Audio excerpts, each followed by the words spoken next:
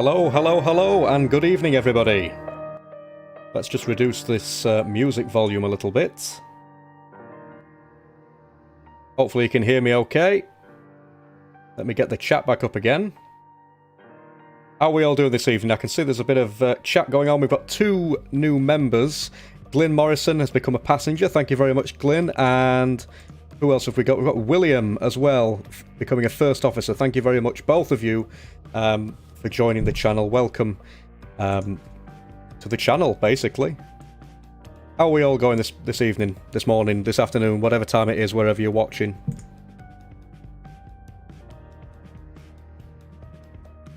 Jensen, yeah, I'm fine, thank you. How are you?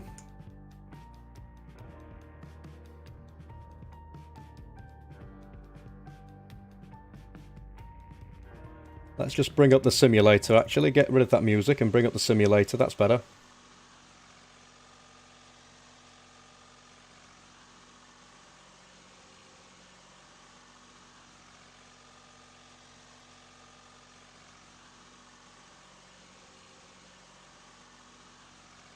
Excellent, excellent. Chewie, that's brilliant. Yeah, good to see you.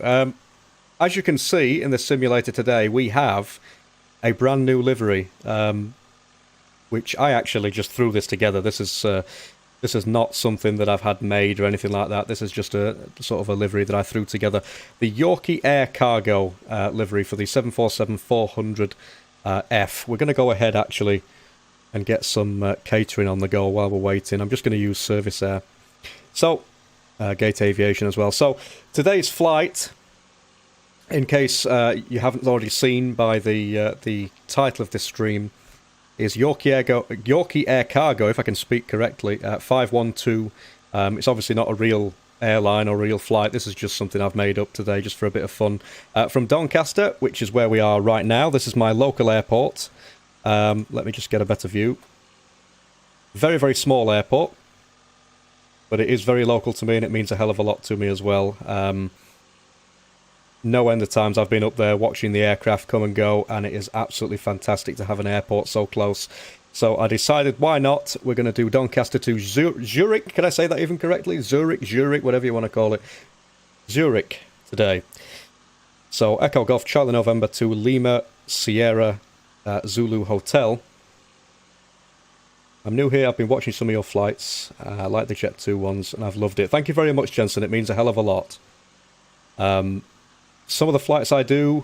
You subscribed as well, that's brilliant. Some of the flights I do are real-world flights. I try to sort of mimic the real-world flights if I can. But I do also do some things for fun as well, some random stuff. So you'll find all sorts of different stuff on my channel. And if you're new here, you'll know that I don't like to stick to the rules too much. I like to just do things... in a nice laid-back manner, and yeah, so there we go. Alfie, hello, good to see you.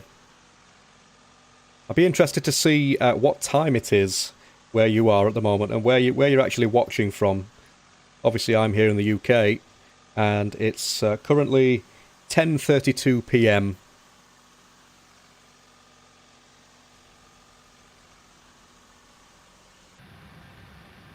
And we've got nothing more than the gorgeous, nothing less than the gorgeous 747-400 today. Nice short flight. It's going to take about an hour and 52 minutes.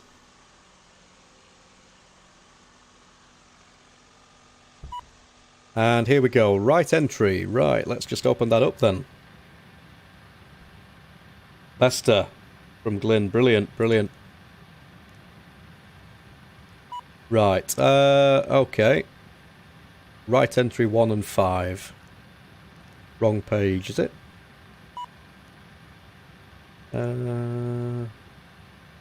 Right entry 1.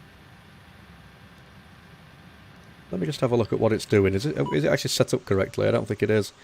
GSX is not using the correct...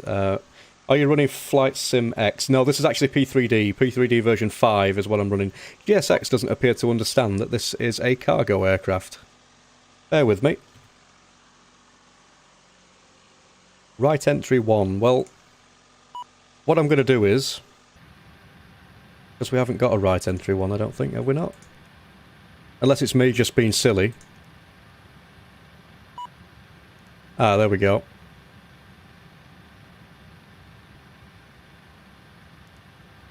We'll open these two.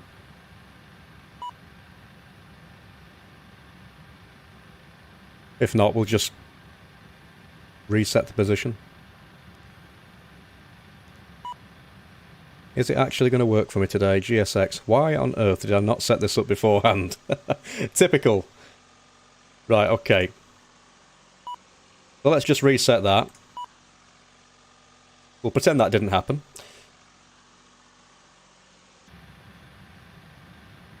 The joys, the absolute joys of being live and having not prepared correctly. Right. Why do we need catering? Not going to lie. Well, we didn't have catering on the go. We had cargo. In fact, actually, why did it do that? That was catering, wasn't it? Did we select catering instead of boarding? I think we could. Yeah, we did. Let's try boarding instead, because that might actually work. How are you finding version 5? Yeah, I'm enjoying it, to be fair. A lot of the features and the sort of the way that things look are a lot better. It's a lot smoother. I don't know whether you can see the FPS counter in the bottom right there. Crew still needs supplies. Yeah, well, that's true. The bottom right, 60 FPS at the minute. In the GSX menu, you have to configure aircraft. Yes, yes. And that is probably something I forgot to do. In fact, it's probably going to go ahead and throw some bags on there instead, isn't it? Let's just go ahead and reset it. GSX. If it allows me to do it. Customize aircraft. Right. Oh, it's already ticked. It is a cargo plane. Unusual. Hello from France. Hello, good to see you. Thank you very much for tuning in. So we're going to try this again. We'll go with British Midland. Now, if there's baggage instead of cargo, I really don't care at this point. We just need to get it sorted.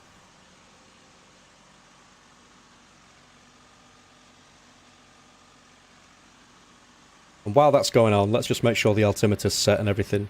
We've got Pro ATCX. Let me just check. Yes, we've got Pro ATCX. I did have Ultimate Traffic Live today, but I've turned it off because for some reason it just likes to use the wrong runway and everything. So it's just not working today for me. So anyway, IRSs then. We can get the IRS set like so. Window heats can come on as well. And I'm going to go down and GSX customize stand. Ah, yeah, that would be correct. That would be the right thing to do. I think we're just going to leave it for now. We'll just have to sort of make do with it.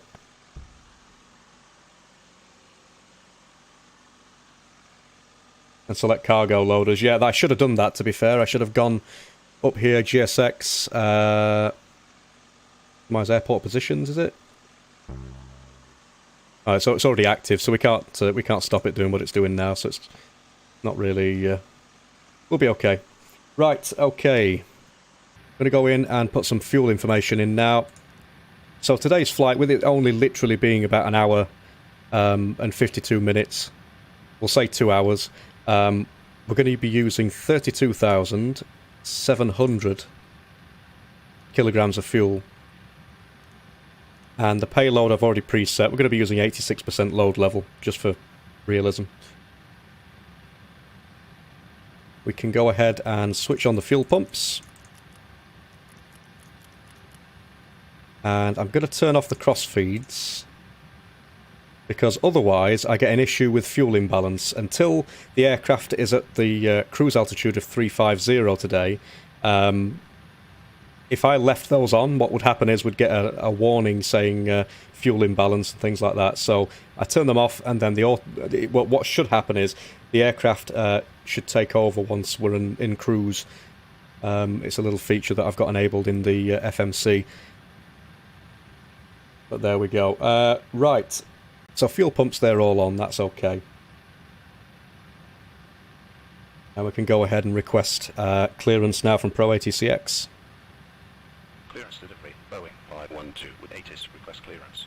Boeing 512, cleared to LSZH via ROG Alpha 2 Charlie transition BOD Sierra Oscar departure and then as filed. Climb and maintain flight level 80.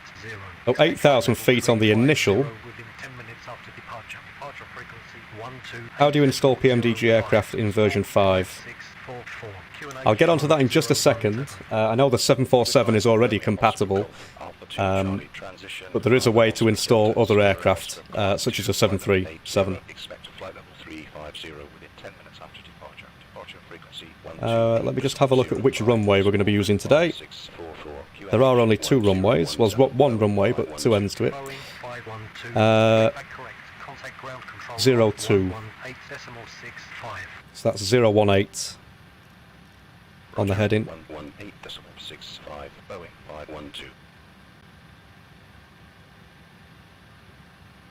And then we can go ahead and put the route information in now. Right, so we are at Echo Golf Charlie November. I don't know whether it's going to use the correct gate or allow me to use the correct gate. Yes, it is. GPS position. And we do have a co-route set up as well. To Lima Sierra Zulu Hotel. Runway is going to be 02.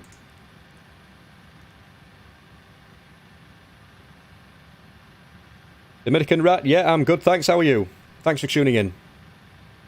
Flight number, we're going to be Yankee Alpha Sierra. I never said Sierra, I mean Charlie. 512.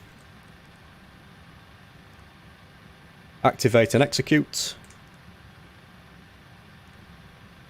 Our reserves today are going to be, let's have a look on my sheet, 5.07.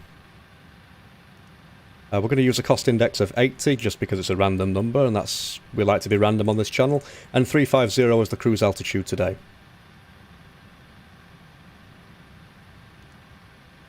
I'm not actually going to use AD rate today,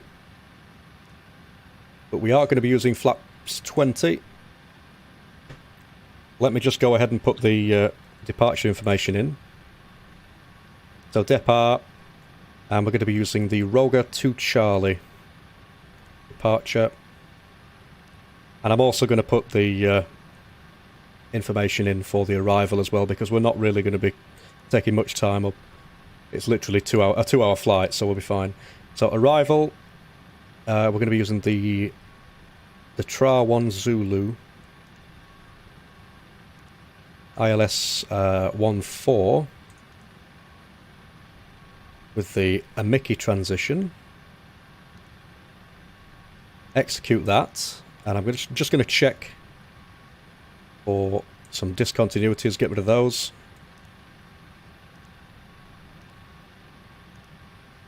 There we go. So back to the takeoff ref page now. V2 speed is 156. And we can arm LNAV and VNAV as well.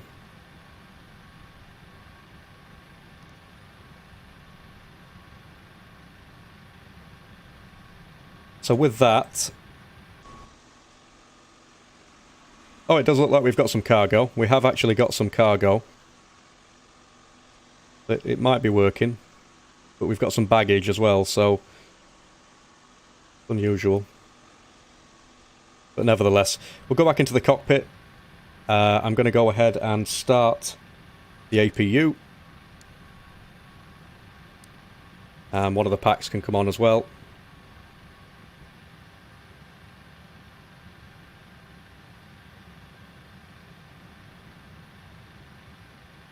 I live in Sheffield, so this is my closest airport. Let's sort something out. No problem at all, Kappa. Yeah, I'm fine, thank you. How are you? Thank you for tuning in. One thing I did forget to do is transponder. We need to set that to XPDR.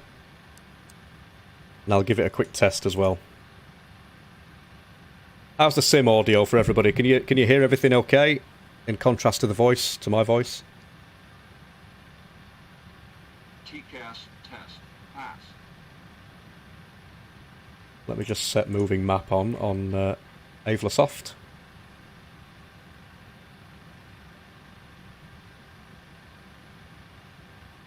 %73% cargo loading.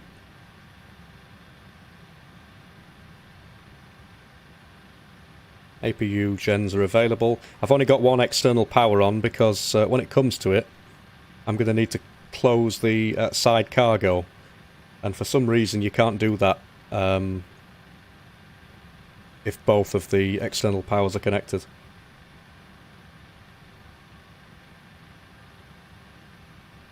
Awesome audio and awesome to see the Yorkie go. Yeah, thank you very much, yeah. It's literally, I threw this livery together. This is not something I've spent a lot of time on. I literally just downloaded the paint kit and just had a little play around with it. I was tired of sort of searching for flights that I either don't have scenery for or that I just didn't fancy doing, so I literally just went on to the PMDG website, got the paint kit, and basically just made a very, very basic livery so that we can do whatever we please on the channel whenever there's a real flight that can't take that space.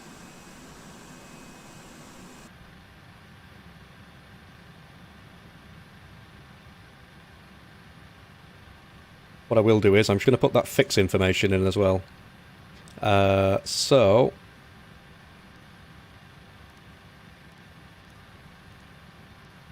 we're going to put 50, 100 and 150. Just to give us some reference as to where we are. Basic but beautiful, thank you. Yeah, I didn't want anything too complicated. It's not perfect. There are a few things that are probably not quite right on it. It was a bit of a rush job. It literally took me probably about an hour to make, that's all. Whereas if I really wanted to, I could have probably spent, you know, twice as long or something like that on it and made it look a bit better. But it's okay, it's alright. I don't mind it. I was going to have the engines black as well, but I just decided to leave them white.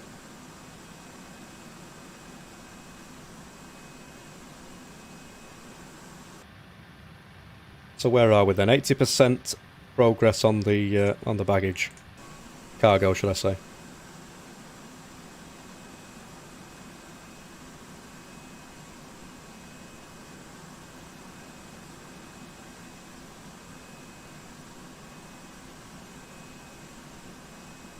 From what I can remember, we did have somebody in the chat earlier asking about the PMDG aircraft. Yeah, so is it Hawaii or Hawaii? I'm not sure how to pronounce that username, I'm afraid. But yeah, so basically the PMDG 747 is currently the only aircraft or variant of aircraft from them that are compatible with P3D version 5 straight out of the box. In order to install the PMDG NGXU or 737-800 or something like that, I have got a video on my channel. I wouldn't recommend that you do it, purely and simply because, you know, it's a bit I don't know, it's like a grey area whether or not you're going to be sort of supported if you mess your installation up and try and ask PMDG for help. I can't see any reason why it would cause you any issues, but personally, although I've done it, I would rather wait to start using that aircraft properly until it is 100% officially compatible with P3D version 5, because it's going to have bugs and stuff, it's going to have problems that PMDG are not going to offer any support with, because obviously it's you know, not supported at the minute, but once it's all supported, it's going to be absolutely fantastic. You know, we'll see a lot more NGXU flights on the channel. Have you got X-Plane 11, and whereabouts do you live for this to be your local airport? I haven't got X-Plane 11 running on the PC at the moment, or installed. I own it, I do own it, and I've probably opened it like once or twice and had a bit of a play about with it. But apart from that, I've always stuck to P3D. over the years, I have really, really wanted to just get into X-Plane, because I look at the graphics and stuff like that are available on X-Plane, and then I look at P3D and I think, well, actually, some of the stuff looks a bit better, but then it's, I don't know, it's stuff like the camera add-ons and stuff like that. The camera, you know, well, not the camera add-ons, but the way that you sort of change your camera and stuff. I think because Chase Plane's not available, it's just simple stuff. I could probably get used to it, but I'm sort of set in my ways, if you will. I like to be awkward and just stick to what I know and stick to what I do. An American registered 747 freighter. Well, we've got the Union Jack on there, so it's actually, for the sake of the livery, it's actually UK or British, I would say. Do you use reshade? Actually, I have not used reshade in the history of this channel. The only thing I've really done is use PTA and like shader tools like that.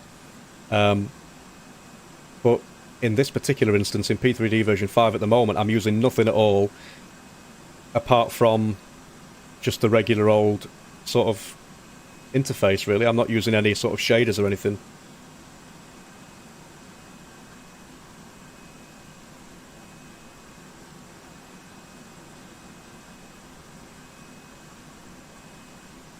So we've got one last crate, or set of crates there, to go on, and then we should be okay. We should be able to transfer over to the APU gens and get ourselves out of here.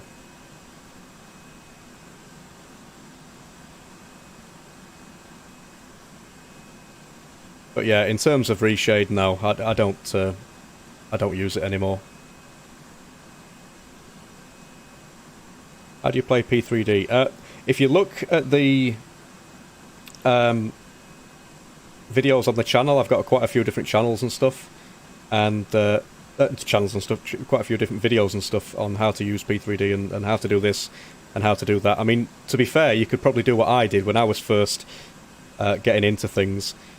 I literally just watched other flight simmers and sort of followed what they did.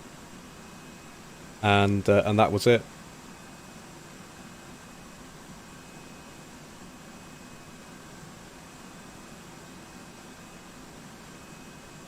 G is Britain and N is America. Well, I mean, for the sake of this, it doesn't really matter. It's a simulation, isn't it? It's I've literally just made a random set of numbers and what have you up just for the sake of it. I'm not really interested whether it's whether it means this or means that. It's just a livery for MrYorkiesWorld. Right, or Yorkie Air Cargo. So, we can finally close all the doors. I'm going to do it all at once. Close all. Hell of a lot easier than going through everything manually.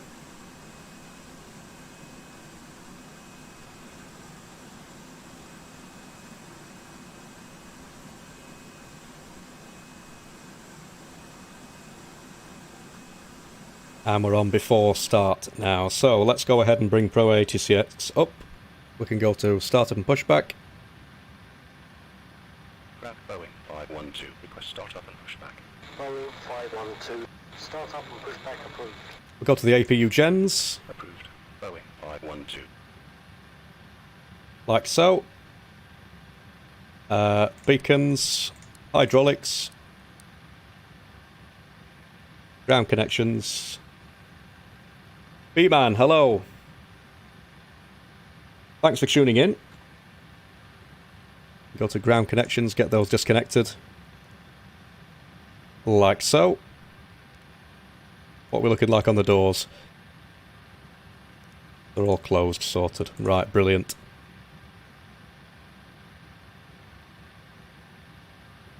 Right, so let's get GSX. Prepare for pushback and departure. We're going tail left today.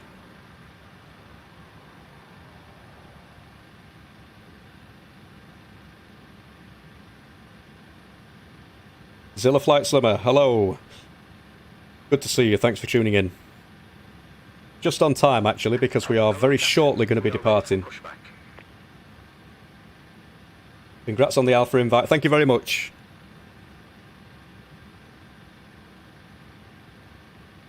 It was certainly a shock. I can tell you that, because I wasn't expecting anything at all.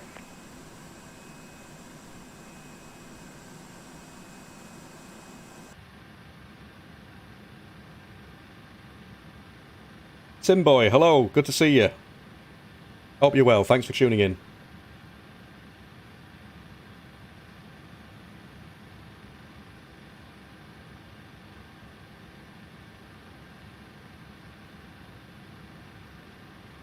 Right, so tail left. Departure check completed. Bypass pin inserted. Release parking brakes. We can kill the parking brake. Commencing push. All Engines 4 and 3. Start at will. And we can get the fuel flowing into them as well. Paul Jones, how do you play P3D? I will say the same thing as what I've said to somebody a little bit higher up there in the chat. Basically, if you look on YouTube, sort of you can get tutorials and all sorts of different things on how to use a simulator. It is very, very interesting. I personally learnt from people like Matt Davies and stuff, so...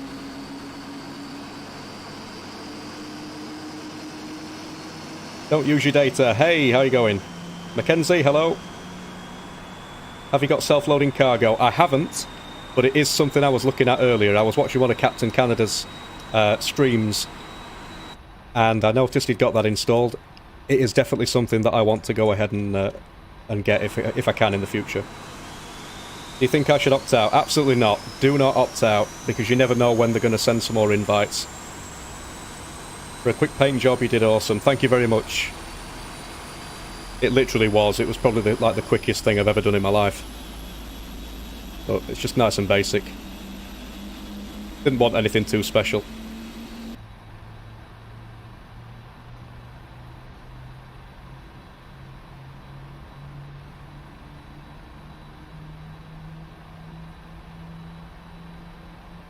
That's where I got it from, Captain Canada. Yeah, I was literally just watching it earlier and I noticed that he'd got that. And I was like, oh, what's this?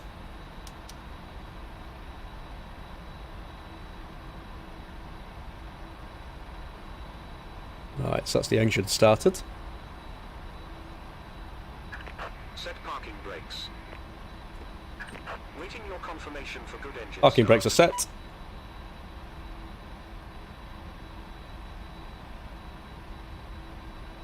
Right, okay. I'm going to go ahead and say that we've got a good engine start there. We can go up, sort these out. Packs, I'm going to kill the APU. We're going to set flaps to 20. And why is it not giving me a trim setting? That's a bit unusual. Doesn't appear to be giving me a trim setting to use, but we are within like the green area, so we should be okay.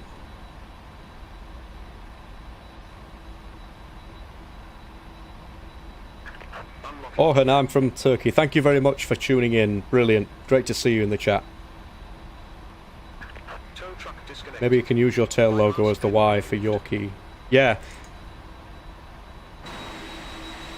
That's what we've got there on sort of the tail.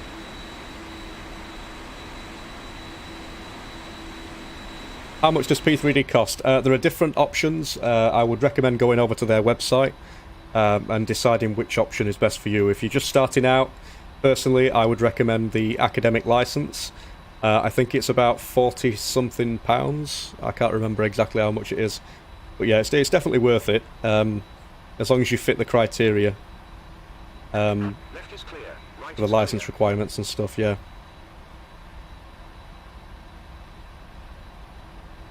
Right, okay, so I'm going to go ahead and blind this guy with the taxi and turn off lights.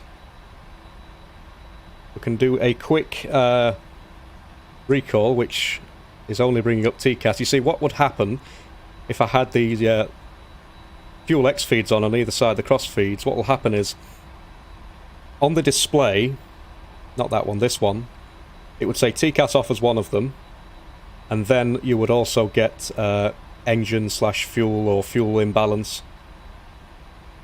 Do you have to pay for the add-ons separately? Yeah, you do have to pay for some add-ons. Some of them you can get for free. Not everything is payware, but a lot of it, if you want some good, decent stuff, you do have to pay for, unfortunately. But yeah, it is worth it. I would say it's definitely worth it. Right, so we're all configured. I'm going to request permission to taxi. Boeing 512, request taxi. Boeing 512, taxi via Charlie Alpha to runway 02. Via Charlie Alpha. Right, okay. Boeing 512. Quick control check. Full left. Full right. And we can go down and go full forward, full back, and full left on the rudder, and full right on the rudder. And that's all looking good. So without further ado, we can release the parking brake, and I'm going to make a start at taxiing. Congrats on the new 2080 Ti. Yeah, thank you very much. Yeah, I've got that coming tomorrow, actually. We're going to be upgrading to the 2080. I was going to wait for the 3080, but I always like to stay like a generation behind. It's something I've always done. I've never believed in sort of just buying things just because it's the latest, you know. It's like the 1080 Ti. It works, and it works very well, even though there's going to be 2 graphics cards since its release coming soon. So as long as it does the job, I don't see the reason, unless you absolutely need that extra power, I don't see the reason to go and dash, you know, splash loads of money out if you've got something that does the job. I'd like to buy the chase plane. Yeah, chase plane is absolutely fantastic. It was one of the necessities of the simulator. I would highly recommend it. Sorry I have to go 12 PM in Barcelona. No problem. Thank you very much for tuning in. We are literally just about to depart. So, for those of you who are joining us, welcome to the stream.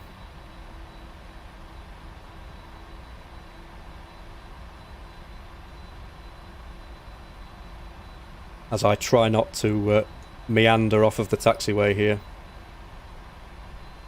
I'm hoping Active Sky works this time as well, because last time we had some problems with Active Sky. I'm not sure who in the chat was watching that, but we almost had to end up doing something different, because literally I almost found myself in an impossible situation with Active Sky literally throwing some random weather at us out of nowhere. How long's the flight going to be? It's going to be about an hour and 52 minutes. Although it could be a little bit more, it could be a little bit less. Are you going to be moving to the new flight simulator from Microsoft? I probably will. I wouldn't say that P3D is going to be dead on the channel, because it won't be.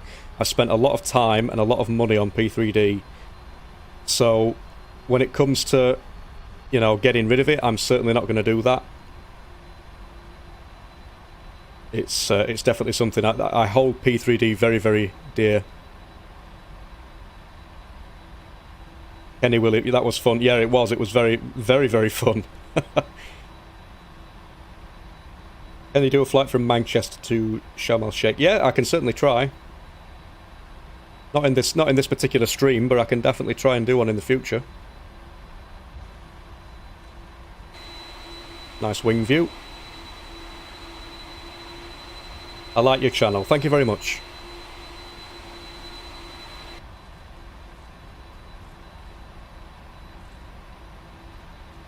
How long will the flight be? It's going to be about an hour and 52 minutes.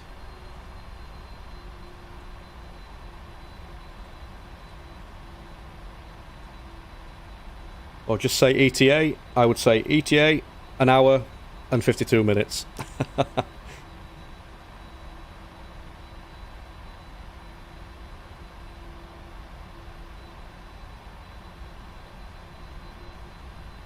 But yeah, back to the 2080 Ti. I am very, very excited to be installing that tomorrow. I have GTX 1070 Ti in i5. I get 60 FPS. Yeah, absolutely. So the older the older sort of hardware can still perform very, very well, I find, which is one of the main reasons. It's like the iPhones, for example. I mean, I've got the latest iPhone, knowing that there's going to be another one coming out. But previously, I've always stayed like, I don't know, maybe an iPhone behind, maybe 2 or 3 iPhones behind. Because if they do the job, that's the main thing, isn't it? I think unless you're building a PC just to show it off, as long as it does the job, it doesn't really matter to me. And this setup I've got right now works perfectly well. I hope you like Schiphol.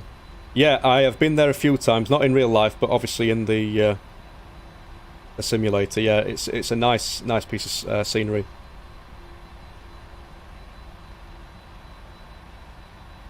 I have the 9700K and 2080 yet get 20 FPS. It can depend on your sim settings as well, because I've noticed that before I started tweaking things and actually, you know, changing things in the simulator, I was getting very, very poor performance. One thing I would recommend, it's not the case with everybody, but it has been with me, is if you've got hyper-threading switched on in your BIOS of your motherboard. P3D doesn't like hyper-threading at the moment, or it doesn't like it for me at least, and for a lot of other people. It can cause stutters and things like that, and FPS drops. But that's maybe something that you could try. Or there's a load of different sort of tweaks out there that you can use to try and get things running. So happy to catch you live. What would you say is the most essential add-ons to get for FSX if you do a fresh install? Essential add-ons then. I don't really know about FSX, but for P3D I would say the essentials would be chase plane, active sky, and definitely some sort of payware aircraft.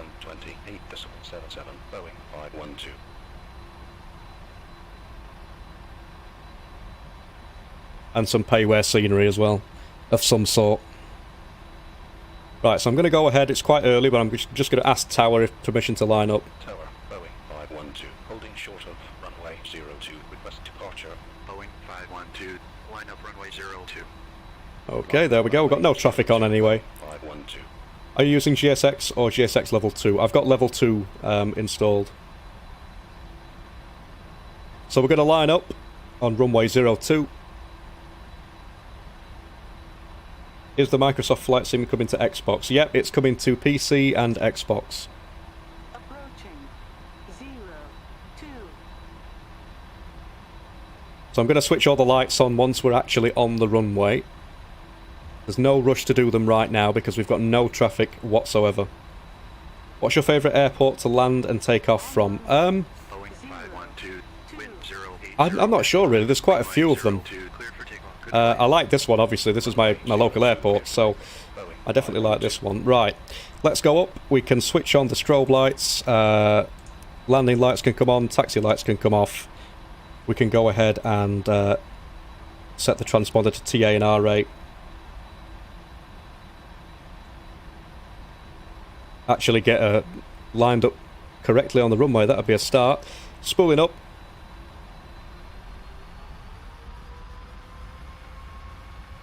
Might be a bit quiet here, guys, just as we take off. Start the clock and toga. Airspeed alive.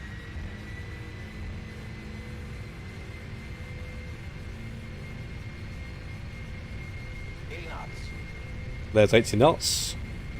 B1 coming up.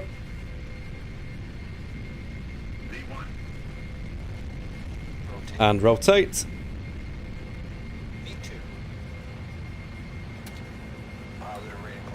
And gear up. Beautiful, beautiful view.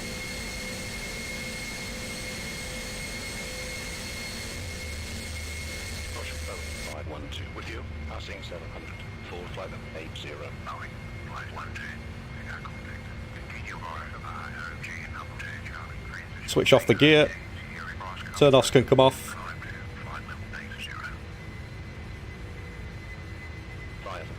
You can go flap 10. 2 Charlie transition, Bravo Oscar Delta Sierra Oscar departure, climbing 2, flight level 80, Boeing 512.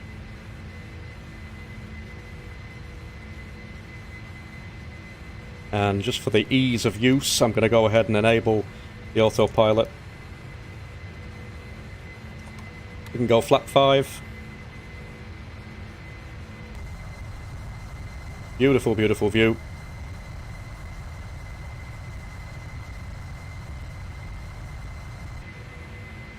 One thing I should do is change this to 6,000. Because that's a transition altitude, because we're in the UK, in Europe, in fact. Legs page. Set these to auto.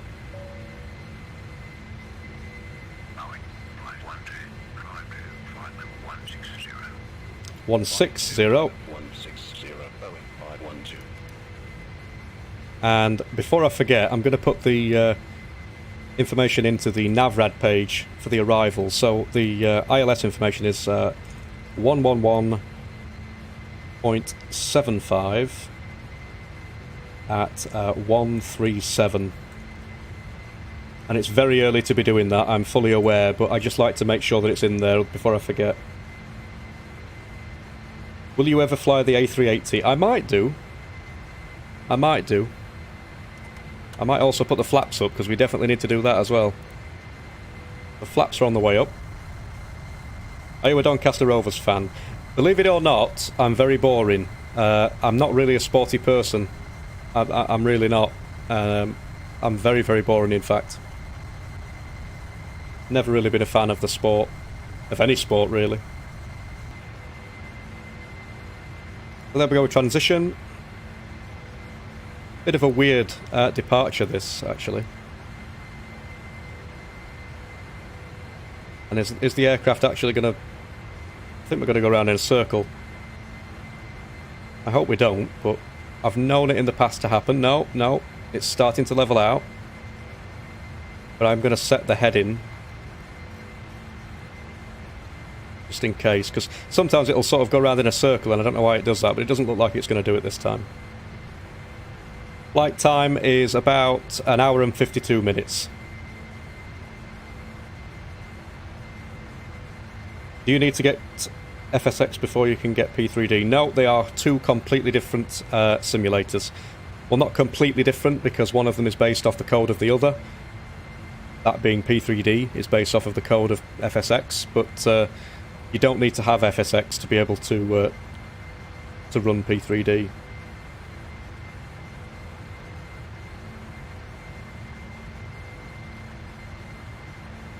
So that's 10,000. We can switch off the landing lights now.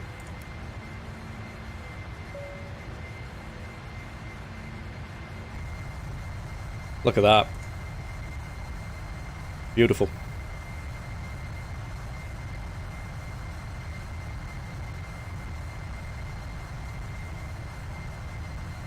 Do you know when Flight Simulator 2020 is coming out? Unfortunately, I don't.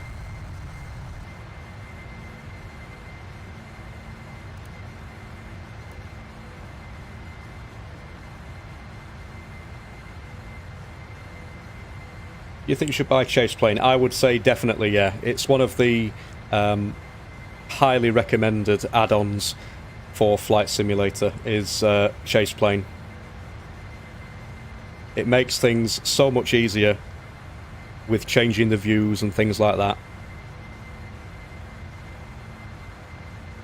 I've seen September. Yeah, maybe it might be.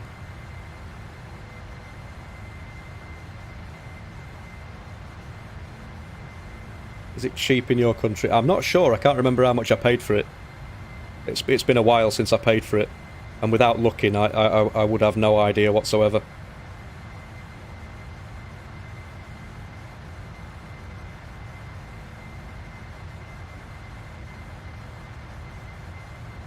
I've seen you make flights to... Yeah, it's to Amsterdam. Get the Yorkies 747. Yeah, definitely. I'm going to have to do a flight there.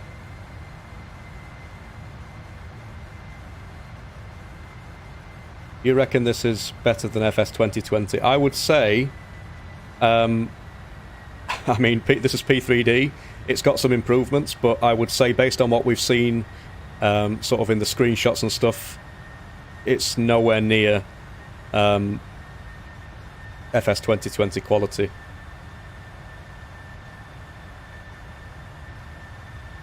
Do you read the Airliner World magazines? I don't. I don't actually read them, no.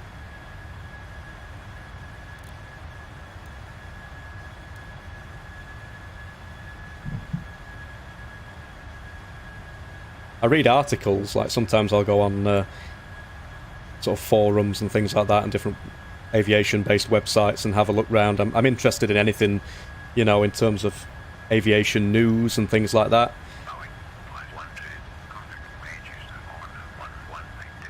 And obviously sometimes I'll watch, you know, certain YouTube channels and stuff like that.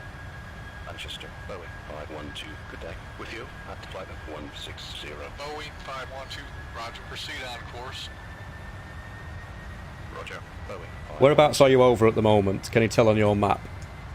So if this is EFB, which shows, in fact, it doesn't show my...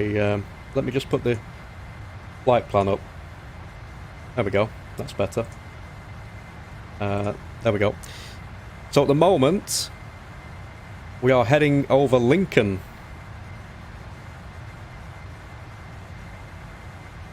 They're quite interesting, to be honest with you. Yeah, a lot of them are. I am very interested in, you know, in sort of science and things like that, and obviously aviation, anything like that. I'm very interested in. So occasionally I will go over and sort of look at, you know, YouTube channels that you know, share advice, not advice, news, should I say? I think there's one called VAS Aviation, is it? Something like that. I can't remember what it's called. Ethan, it's been a long time. Just had lightning over here. All cargo been delayed. Yeah.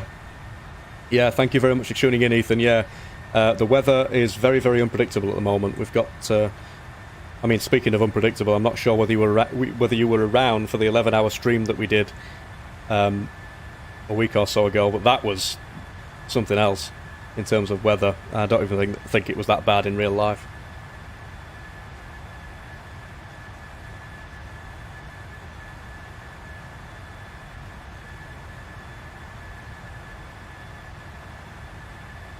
So let me go to the progress page, actually, because this should tell us whereabouts we are. So at the moment then, it's 0757 Zulu. Obviously we're not on real time. And it says... Where are we? There we go. 0917 Zulu is our estimated arrival time. How long until descent? We have literally only just departed. But let me just have a look. 240. Let me get EFB up. ETA is 1 hour and 20 minutes.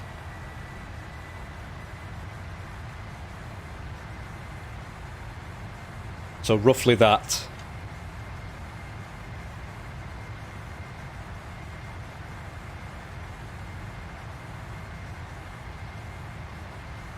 Unfortunately, money value is low and plugins are very expensive. Yeah, that is unfortunately the case. Some of them can be very expensive. I went through a long time of not being able to afford a lot of the stuff that I wanted to buy for the simulator, the add-ons that I wanted to use, you know, the scenery, the tools and things like that. And, you know, luckily I was contacted by my good friends over at flightsim.com who have offered me a hell of a lot of different things to try out and do reviews of and things like that, which I've got on my channel. So I've been lucky enough to sort of get stuff like that. But they are very expensive. A lot of the stuff I had to save up for a very long time.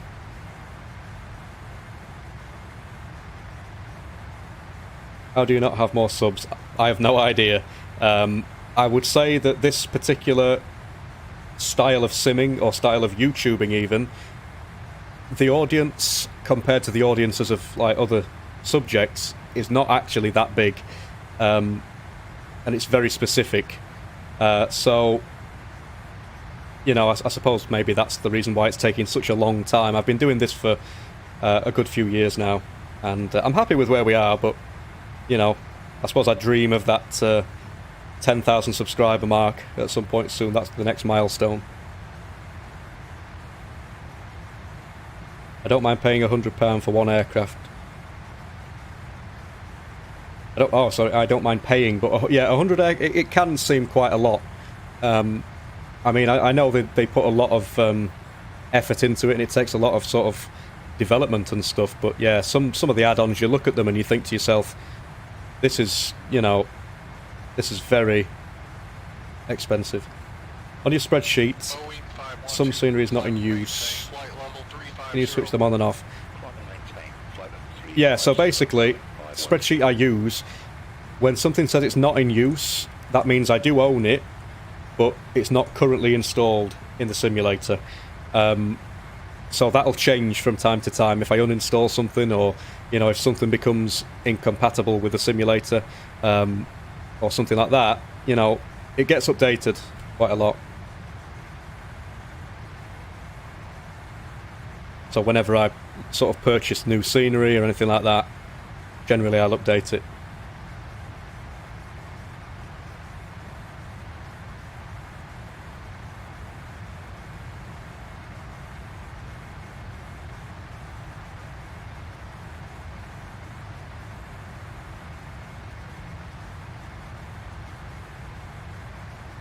Flight sim is a niche. Yeah, it's very, very niche. It's flight sim. It's not something that's for everyone. Yeah, I heard about the pilot unfortunately being found dead. That was really, really shocking. That I literally only heard about it this morning on the radio.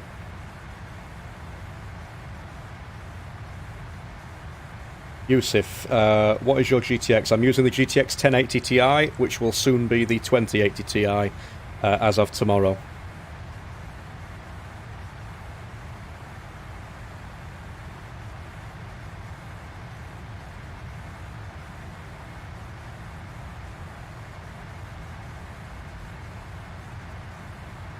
We're still on the climb.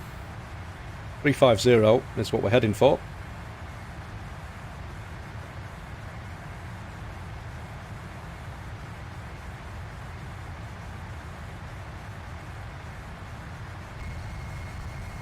Switch over to a different view.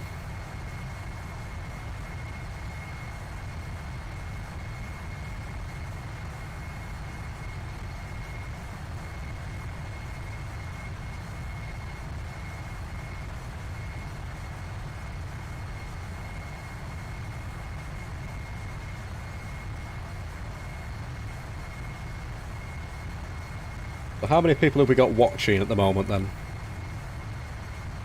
Because for some reason my Streamlabs doesn't like to work. Turn left heading 325, Boeing 512. Why on earth is it asking me to turn left?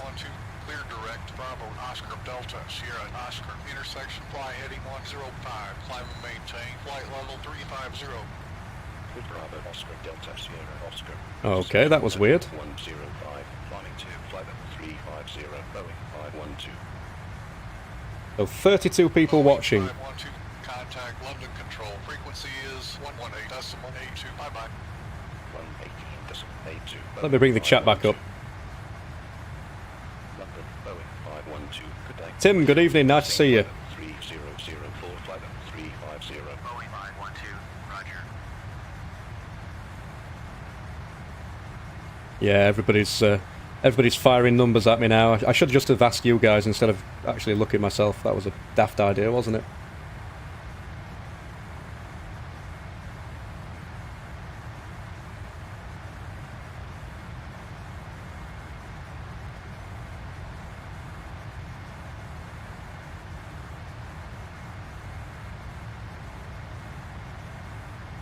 I hate lightning. Yeah, I'm not a fan of it either.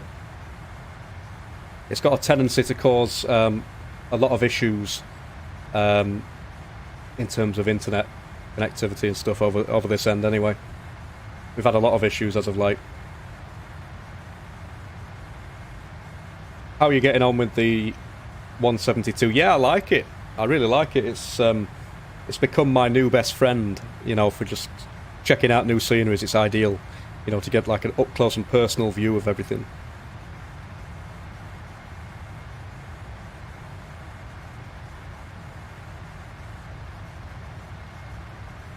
Technology 22, hello, nice to see you. Thank you for joining us. You just subbed, thank you very much, I really do appreciate it. Switch to a nice engine view there.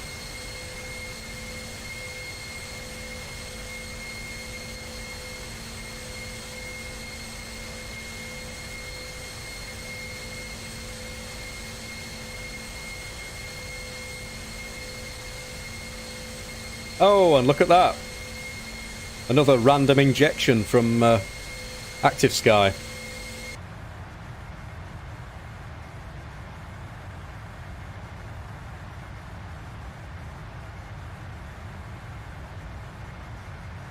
On final at Iceland. Cool. I've never actually flown to Iceland. I would like to go there in the simulator at some point. Rip clouds, yeah, definitely. It's very annoying because you can be flying, it looks really nice weather, and then all of a sudden they'll either just randomly disappear, or it'll literally just inject unbelievable amounts of clouds everywhere. Interesting, the FPS falls when there's no cloud. Yeah, that is very strange.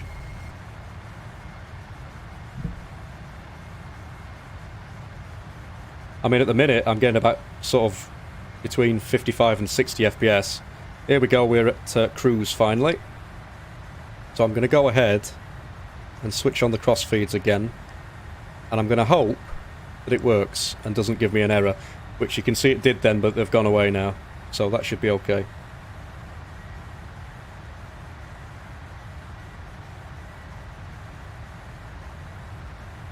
There's some lightning in Sheffield, it was different colours, then formed a tornado. Oh, wow. How much is P3D? I think, I'm not sure, when I paid for it, I'm sure it was like 40, maybe £50, something like that. Do you like Little Navmap? Yeah, I have actually been using Little Navmap for a very long time. It was one of the first navigation programs. $60, yeah. It was one of the first navigation programs that I used before I transitioned over to this, which is EFB version 2. In fact, it wasn't even version 2 when I started using it.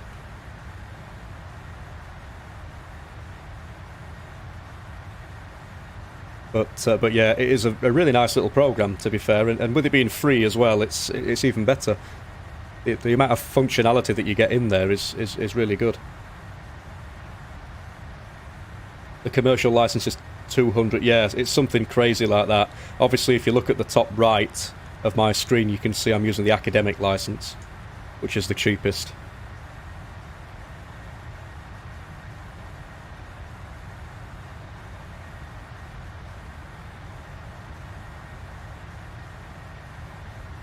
Tornado was very small compared to... Yeah, definitely.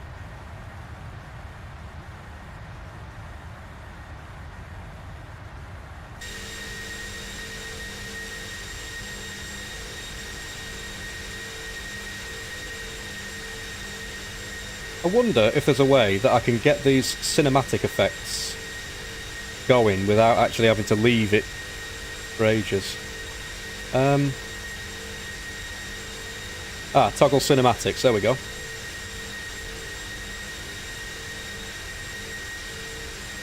So we've got some cinematics now, hopefully we'll see a different one in a moment. Or a different view.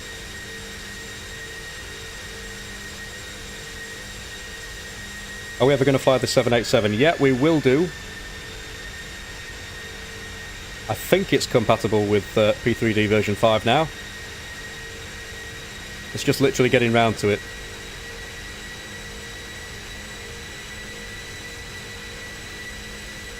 Can I change the zoom? No, it's not allowing me to change the zoom on there. That's weird. What the hell's going off with those effects?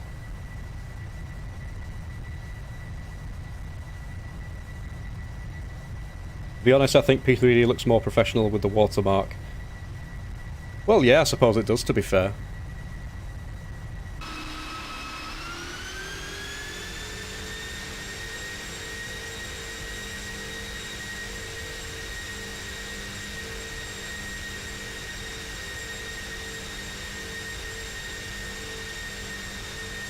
There's a tingling problem in the clouds. Yeah, there is, unfortunately. It's an ongoing issue that I'm having in P3D version 5. So if you get P3D, what would you suggest first? So if you like flying the 737, you'll want to get the PMDG 737 or the NGXU, which is currently not available for P3D version 5.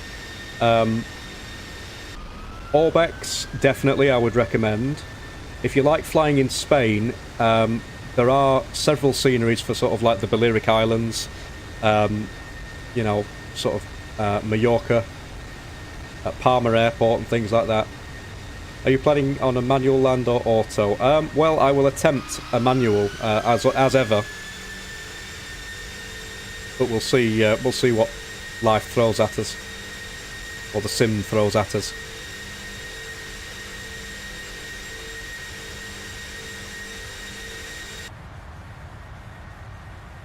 You can see we are very quickly approaching the radius ring of 150 mile away from the airport.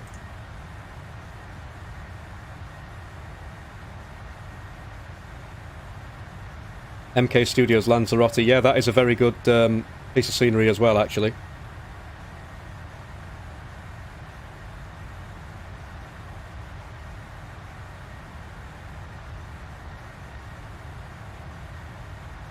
There's so many different types of... I think there's even like True Earth from Orbex now.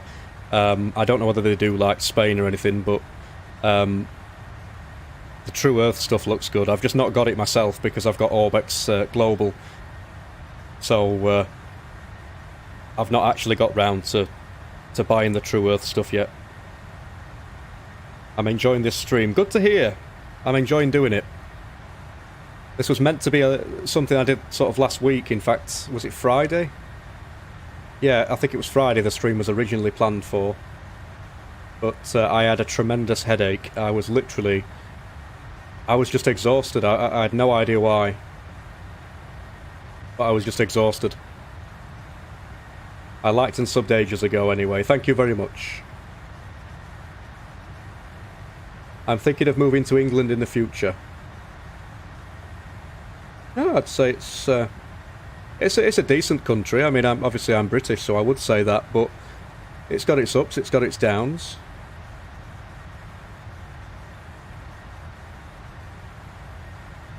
But good luck with whatever endeavour you wish to do. If you're coming over here or you're going somewhere else, or explore the world is what I would give advice. I would say that to anybody. I want to explore the world myself and go and you know, see what it's got to offer. Been looking forward to it since the day you scheduled it. Oh, thanks. Yeah, I was looking forward to it myself and then feeling really crappy, so I just decided not to. True Earth Northern California is an 80GB. Yeah, that's the only thing. That's one of the things that puts me off, is the fact that each of these True Earth things are like 1,000,000 gigabytes or something daft like that. And it is so... It looks good, don't get me wrong, but... You know, it's whether you've got the space. And sort of like the time, if you've got a good internet connection, fair enough, but if you've got like an average internet connection, you can only imagine how long it's going to take to sit there and wait for it to download.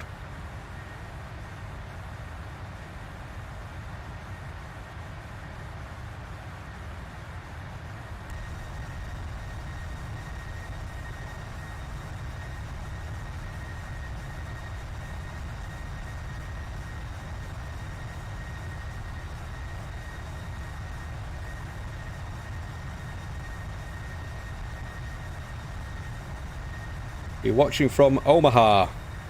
What time is it over there at the moment, actually? It's 11:33 PM here in the UK. I bet that it's going to be earlier. I think we're a few hours ahead.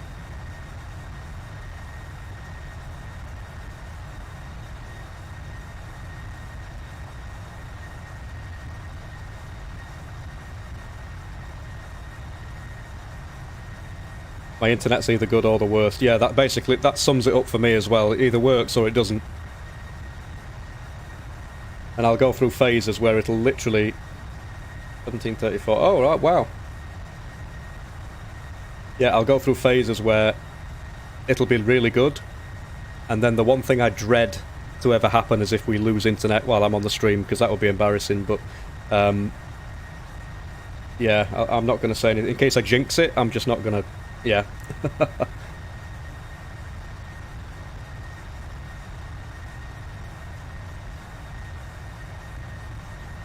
So 5:34 PM, says Dutch. Yeah, I thought you were a few hours behind. I always get mixed up because there's so many different time zones. Brazian, hello, good to see you. Thank you for tuning in.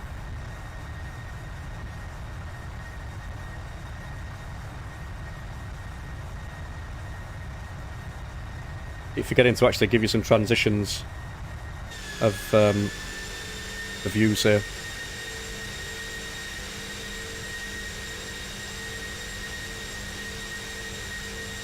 I get stream buffer things from Streamlabs when it's bad. Yeah, I've had those a few times actually, and then I finally managed to set up like the perfect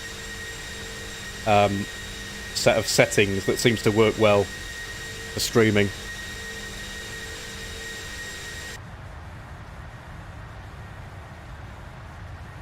One thing I am going to do is just literally nip over to the fuel page. Yeah, it's all looking good there. I just want to make sure we've got no step... Well, we won't have any step climbs because we're not travelling far enough, surely. No.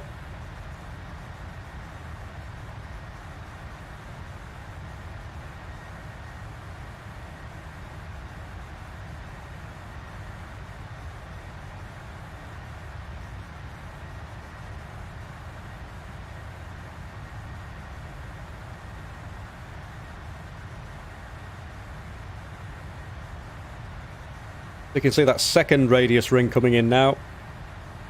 There's 150 and there's 100. And it says 54 minutes. Simulator time is 0817. And the ETA will be 0911 Zulu.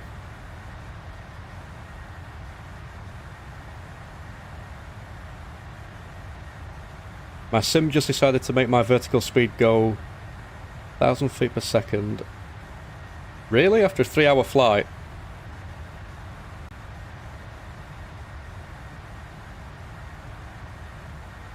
That is... It's a bit similar to what happened with me, but it didn't do that. It just literally... We'd done like an 11-hour flight, or at the time it was like 10 hours. We were approaching Hong Kong. Everything that could have gone wrong went wrong in the stream.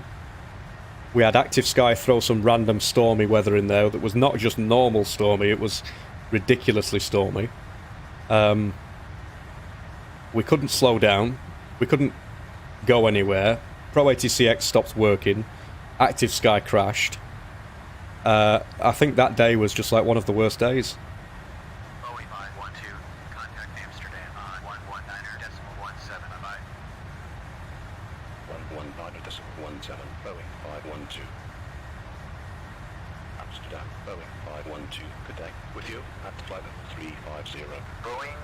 512, identified. I'm flying London to Istanbul, prepared version 5. Good luck! Good luck with that. That's another airport that I wish that I had actually flown to in the simulator. I should try that out sometime, Istanbul.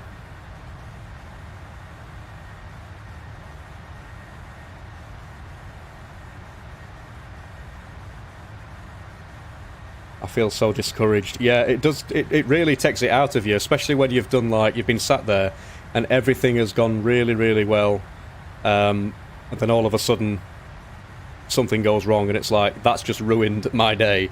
And you think to yourself, it's only a simulator, but at the same time, you've just given up, 3, 4, 5, however many hours you've given up of your time for nothing.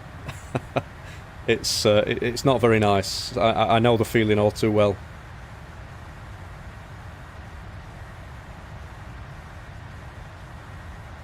Paul John's over the sea. Yeah, we are literally over the sea.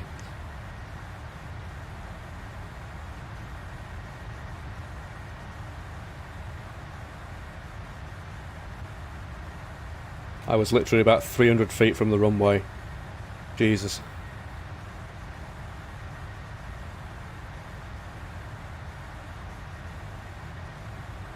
Yeah, it is very, very discouraging.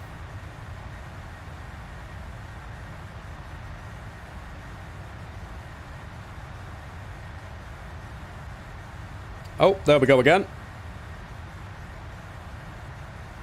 There's Active Sky doing its thing. In your opinion, what's the best P3D add-on aircraft? I'd have to say probably the 747. Not just because I'm in the 747 at the moment, but it is just like, it's the queen of the skies, isn't it? It's just, you cannot get any better than this overall. In terms of airliners, at least, I don't think so. The amount of detail that's been put into it is phenomenal.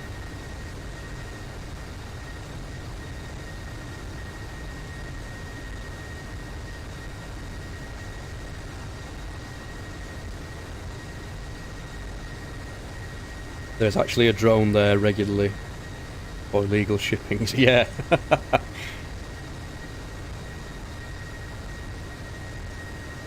Do you design your own liveries? In this case, I did. This one was literally just, as I say, a rush job. It took me about an hour. It's not something that I really spent a lot of time on, but this one I did design, yeah. Tim Clark, loving the livery. Thank you very much. Photoshop, yeah. So basically, you just download the PMDG paint kit, and you can literally just put whatever you want onto whatever aircraft you want. And I decided to go with just a plain sort of like black and white theme. I was going to go grey on the bottom instead of sort of white, but I sort of just decided on the design that we've got right here. Like I mentioned earlier, I was going to have the engines black as well, the same colour as the top of the aircraft there, but I decided against it. I just thought, just leave it as it is.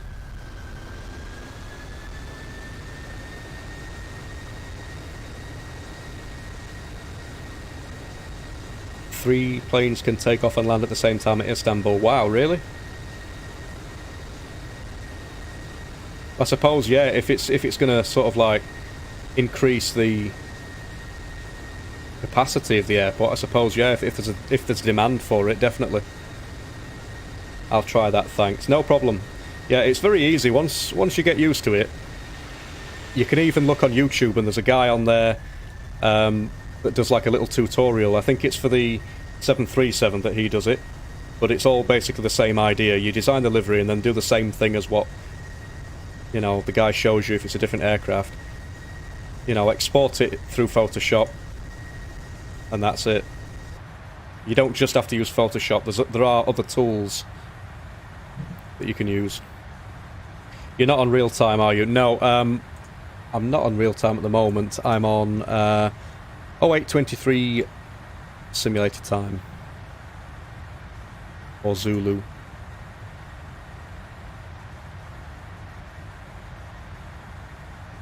I just fancied sort of like a morning flight, even though it's like evening, so I set the time in the simulator. Have you ever tried landing at St. Martin in the Caribbean? Looks like a hard airport. I think I've done it once or twice in when was it now?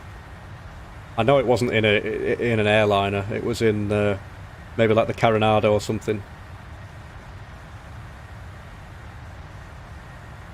And I tried landing at that runway because obviously it doesn't have an ILS, and I definitely prefer ILS sort of approaches, just because I'm lazy and I've never actually looked into how to properly, you know, do visual approaches. I can do them, but not properly and not following any rules.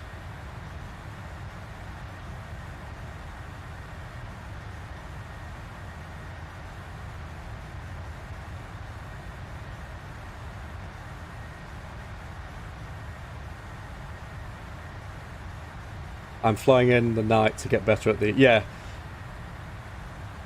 Yeah, it's a good idea because obviously at night time you've got less visibility and you know you've got to rely a lot more on the instruments and things like that.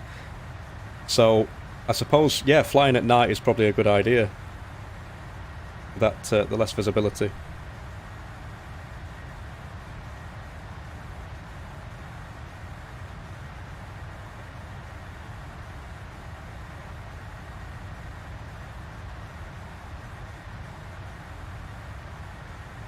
Are you a beta tester in FS 2020? I am indeed, yes. I was accepted into the program, yes.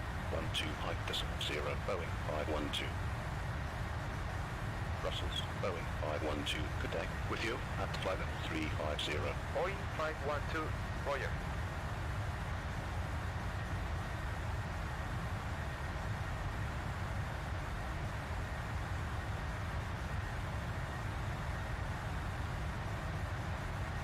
I mean, are you an alpha tester? I would just say I'm part of the insider program. Do I like it? Yeah, it's going great. I can't give too much detail. Obviously, I'm under an NDA, but yeah, I'm enjoying it. Why do I like the cockpit of the 737 so much? It is a very nice cockpit. It really is.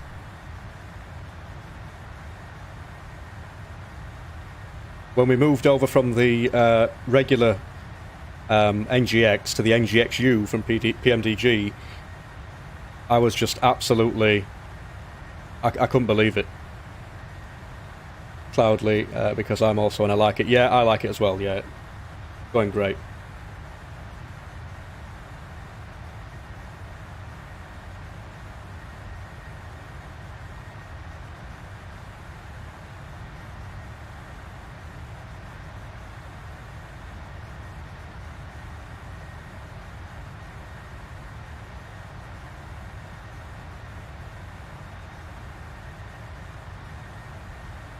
So, let's go into the FMC. We're already on the progress page. It says 0922 Zulu. Currently 0827.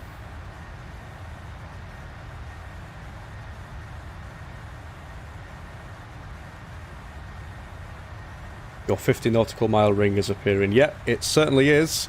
So we've got all three of those rings visible now. Shouldn't be too long. In fact, if you look at EFB here, the ETA is now 43 minutes away. It says 9:11 Zulu on here, and it says 9:22 on there, so it's 10 minutes difference between the FMC and EFB.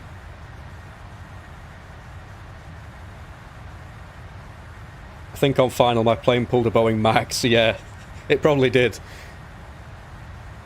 It probably did.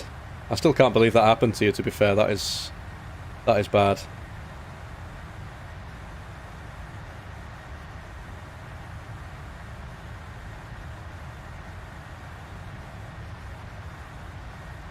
Let's have some external views of the aircraft again, just for the sake of it.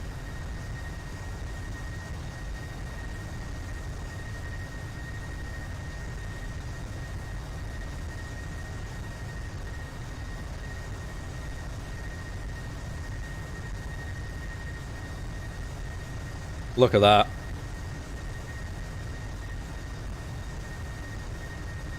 You see, when Active Sky is not doing its thing and randomly injecting stupid things into the simulator, it actually looks nice.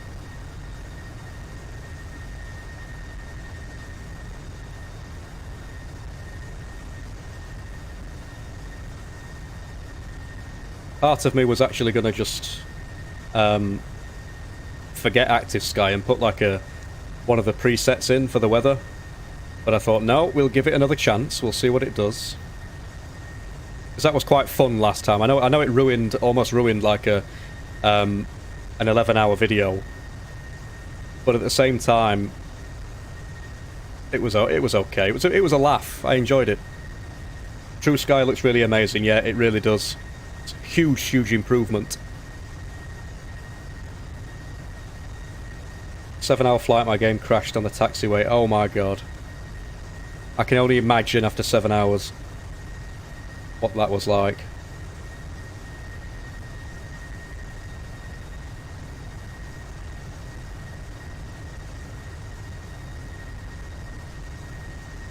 But yeah, I am definitely a fan of True Sky, I have to admit.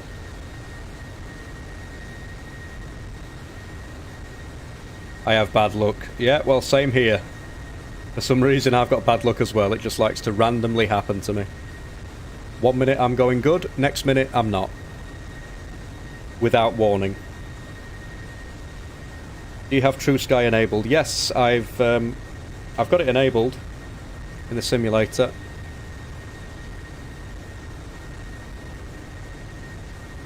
It's very weird because if you turn it off, it looks just like P3D version 4 again.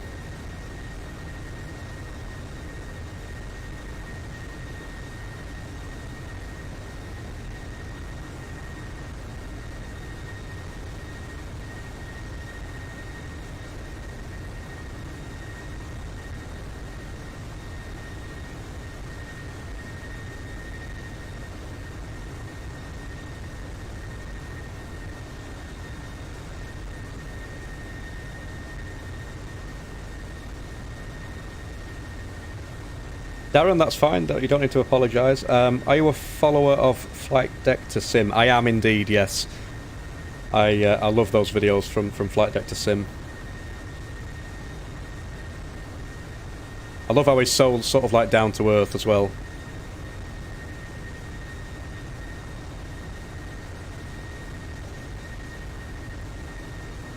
Do you think True Sky is harder for the PC than Rex? I'm not really sure because obviously with True Sky, it is very sort of, it uses a lot of resources, but Rex, I don't know. It's a difficult one. Rex is like a third-party thing, so I would imagine that a third-party piece of software as an add-on would probably be more demanding than something that's already built into the simulator and designed to work with it.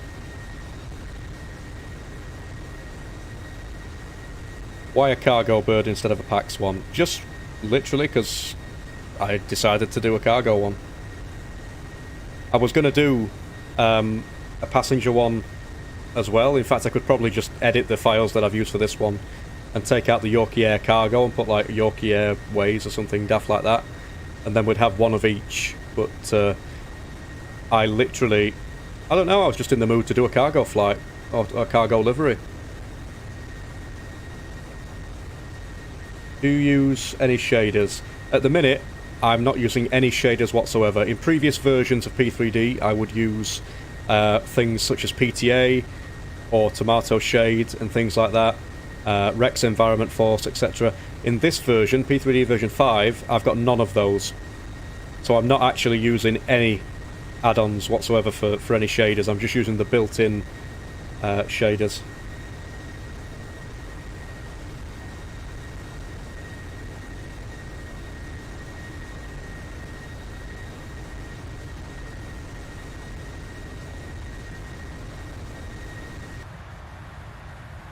One thing I dislike is those slow-loading textures there that we just saw. So if I made an external view, and then we go back in, didn't do it this time, but every now and then it will take a while. What sim do you like more, P3D or X-Plane? I would say, at the minute, it's P3D, because I've not really used X-Plane 11 very much. In fact, I've only used it once, and I just couldn't be bothered to get used to it, so I went back to P3D. So P3D would be my choice.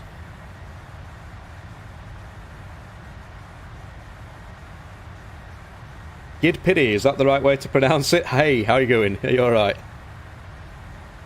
I'm terrible with pronunciation, guys.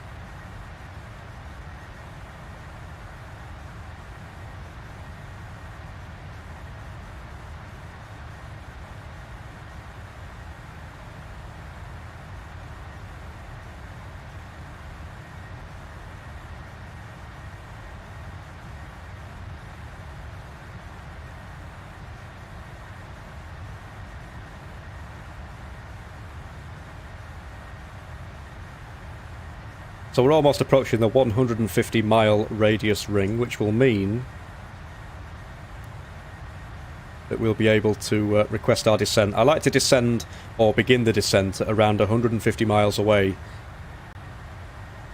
which I could literally just wait until top of descent, which is there, but I like to have plenty of time for sort of like manoeuvring and stuff like that.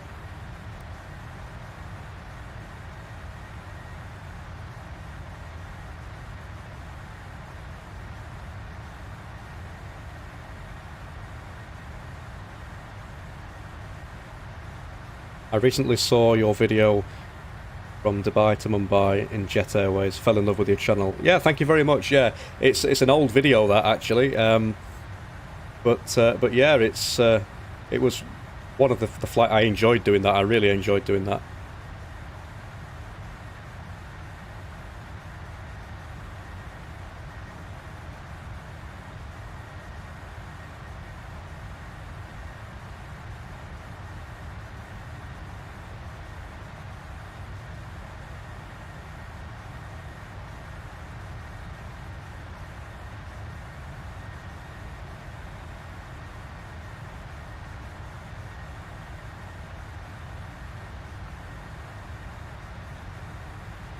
We'll have a nice external view again for a bit.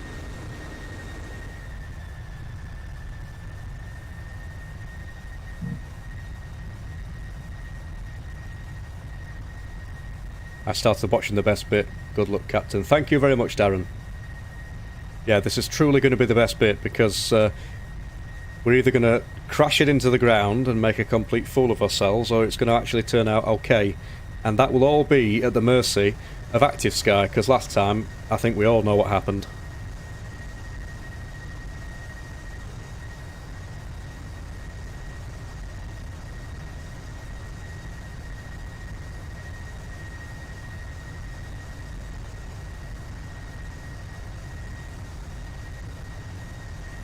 Oops, look at that.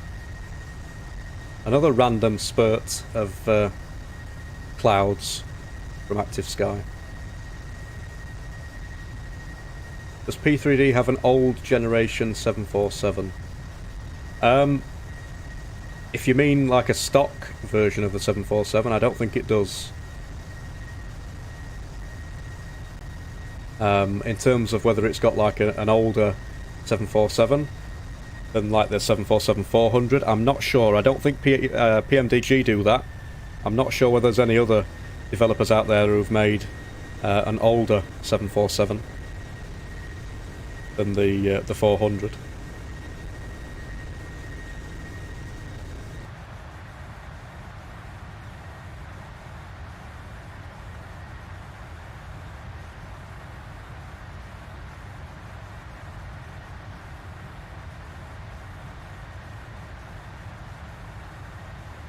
On Just Flight, a 747-100. Oh wow, I didn't know that.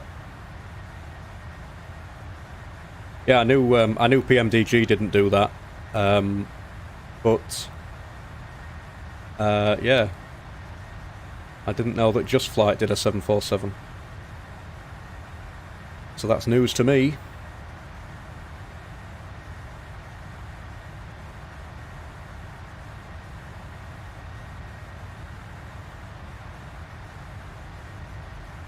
Old cockpit. I'm not sure really. I know with the 737 you can change the style of the cockpit,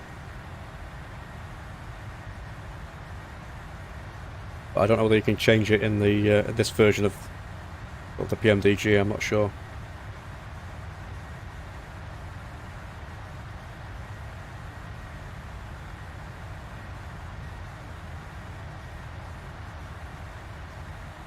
So we're almost there, guys. We're almost there.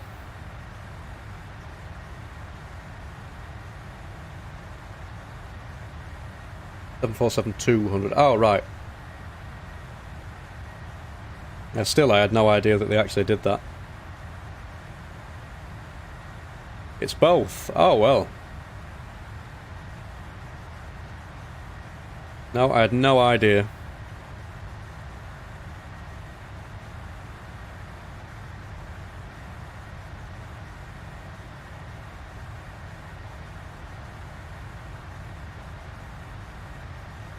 Elias Almundir. Say my name. Is that the right way to say it? Apologies if not. As everybody on this channel knows, I am absolutely terrible at pronunciations.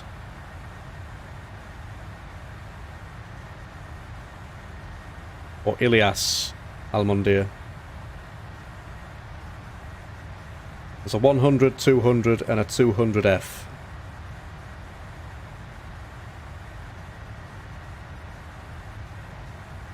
It's weird because I've never actually, as I say, when I go for aircraft I always look at sort of like PMDG for the 747. I've never looked at any other developers, to be fair. I've seen them used in the simulator, like different developers using different versions of the 747 and stuff, but I've never actually owned anything else apart from the PMDG 747. Is it the Captain Sim 747? Do they do a... or is that the 777?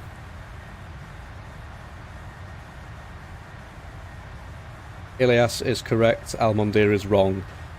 Again, I do apologise, I am terrible with pronunciation. Hello mate, having some issues with lighting in version 5. What are your HDR settings? I don't actually use HDR, believe it or not. I prefer to just turn it off and just use the regular sort of like colouring and stuff.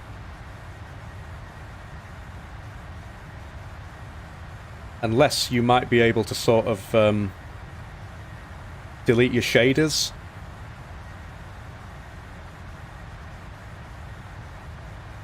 Vinny, I love your vids, you're so underrated. Thank you very much, I appreciate it.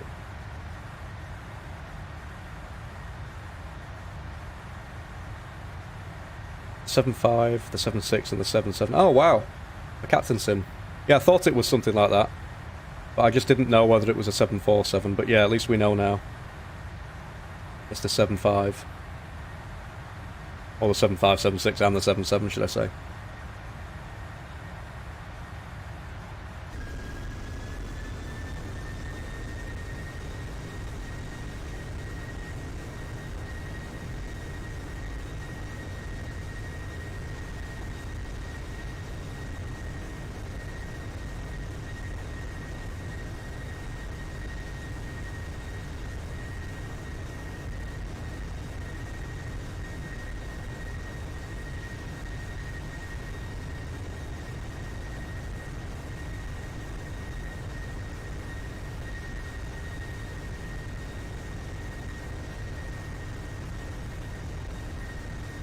How are you able to get no replay buffer or stream lag?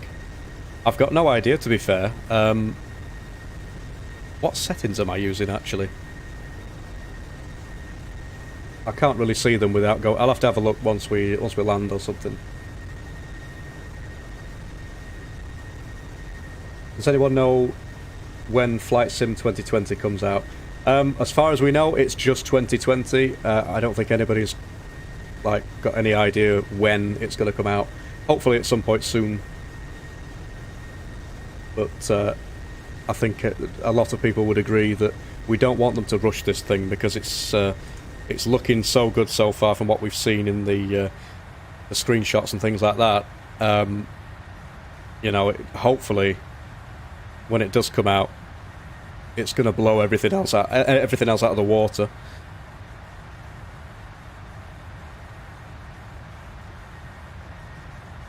Not even the developers. No, I think they're just gonna one day they'll probably just say, you know what, it's ready.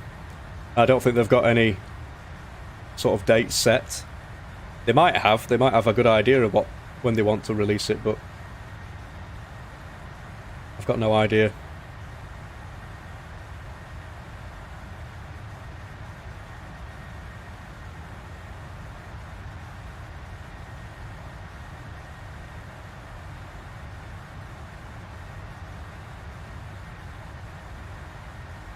Two tons of Yorkie bars, yeah, definitely. That's what we've got. That is indeed what we've got on board. We're just absolutely stockpiled with Yorkie chocolate bars. Are you having any crashes with version 5? Not as of yet. But I always like to keep an open mind because at any moment it could happen.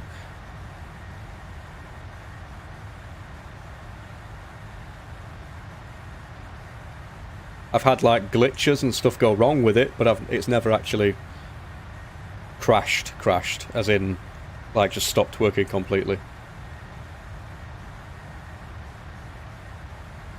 Just 2 tons. Alright, maybe 2.5, maybe 3. Maybe 10. You never know.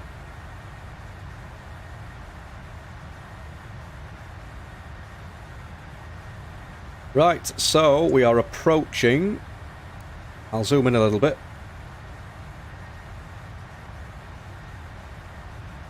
Roberto, hello, good to see you. Congratulations for the videos. Very good. How is the P3D version 5 in terms of performance and stutter? It's very, very good. It's a huge improvement over P3D version 4, I would say. Definitely.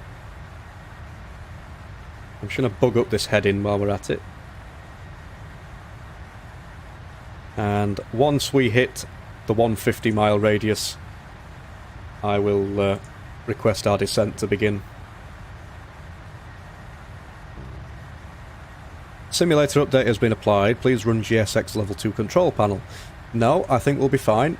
We'll just leave it as it is. I can't wait for Flight Sim 2020 to come out. Yeah, me neither. It is going to be amazing, I'm sure. I just had to reinstall version 4. Version 5 is just bad on my PC. Need a better graphics card. Yeah, it's version 4 was it was all right for me and it worked, but as soon as I saw that version 5 had come out, I was like, I'm going to have to check it out, and the performance has definitely increased. For me at least. A lot more smooth. And obviously more FPS, which as we all know in the sim world, FPS is not everything, it's more smoothness that matters, but still. Sometimes Pro ATCX will actually start the descent automatically at around 150, so we'll wait and see if that happens.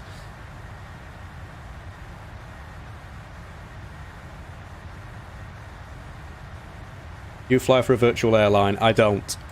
Apart from the, if you could call it that, the virtual airline of my own in the simulator, which is offline. Apart from that, what am I doing here? Clicking the wrong buttons. Apart from that, I don't actually fly online. Not at the minute, anyway.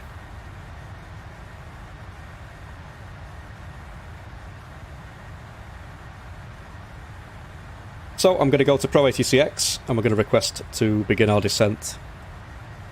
Boeing 512, descent to flight level 250. So 250. Flight level 250, Boeing 512. And I'm just going to close the chat a little minute, just while I get the bits and pieces I need for the approach. Flap 30 at 152. Let me put that in here. Boeing 512, Roger.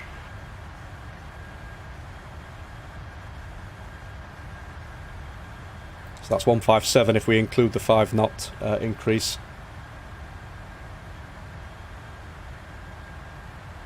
And I'm just going to start descending us a little bit faster.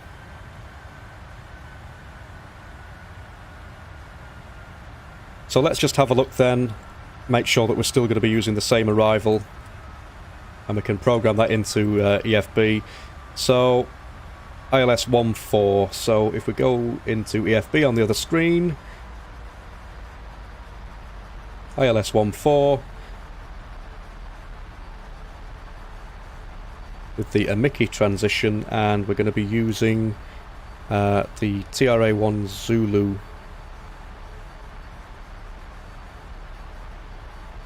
Which doesn't appear to be on EFB for some reason, but nevertheless. We're going to use the radio altimeter.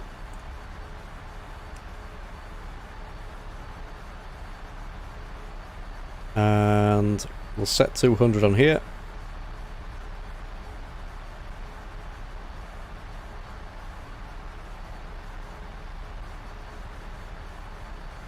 Does it actually sync up? No, it doesn't sync up. I thought it did. Why? I always use the wrong knob on that side. Why do I do that?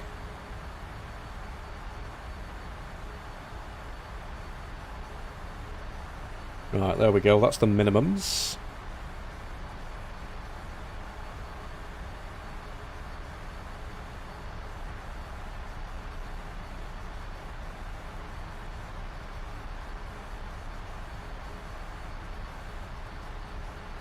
Looking good on the descent. A bit fast on the descent, actually. But it should be okay, not a problem.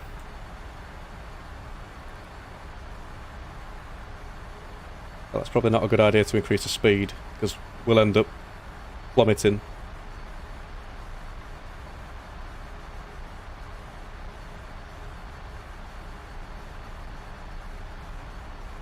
Auto brake. I think today we'll have a bit of fun and use auto brake 3. We'll set that.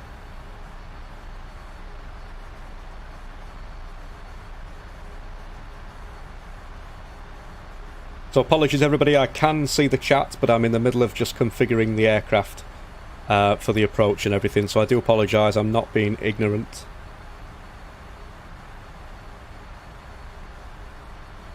Let me just make sure I've got the NavRad page configured for the ILS. Yes, I have.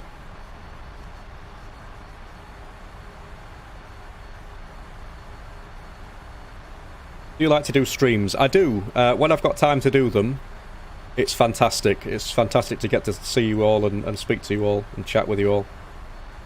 Looks very smooth on this end. Thanks very much, Darren. Yeah, it's going good for me. We've got 52 frames per second at the moment. Oh, look! Another injection from Active Sky.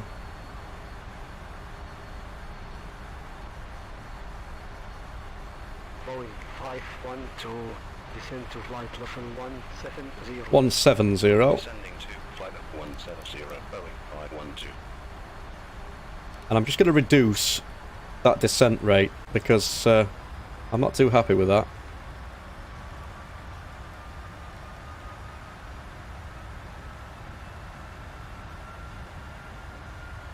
I like to have a decent amount of control over it. I have the 2080 Super, which is better than the ideal specs. I'm hoping I'm good. Yeah, well, good luck. Good luck with it, Smith.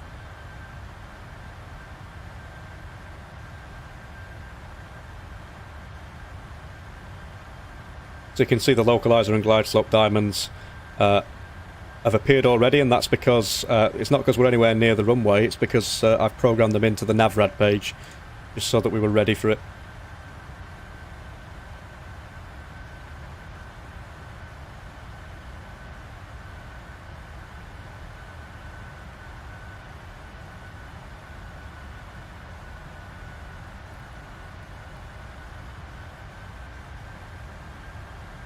That's looking better now on the descent. We're not losing altitude too quickly.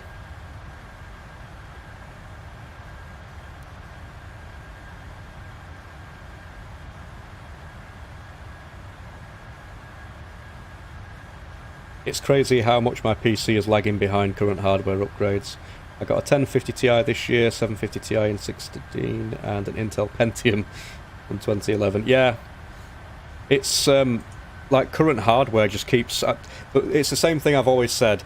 It doesn't matter whether you buy a brand new PC or not. The minute you press buy, it's already out of date. There's already something else that's been released or that's in the works or that's, you know...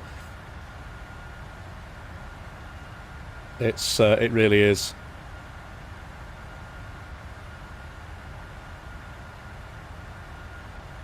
Sterile cockpit, good landing, Captain. Thank you very much, Darren. This is the first time in 10 years I've made the switch from an Intel to AMD. Yeah, now, when I first started simming, I was using an AMD FX something. I can't even remember what it was. It was on an old system, obviously. And I'd built that computer myself.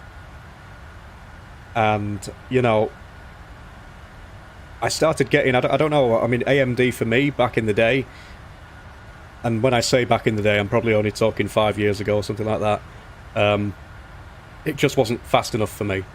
You know, it was laggy in Windows, it was laggy in the sim, but yeah, everything's changed now.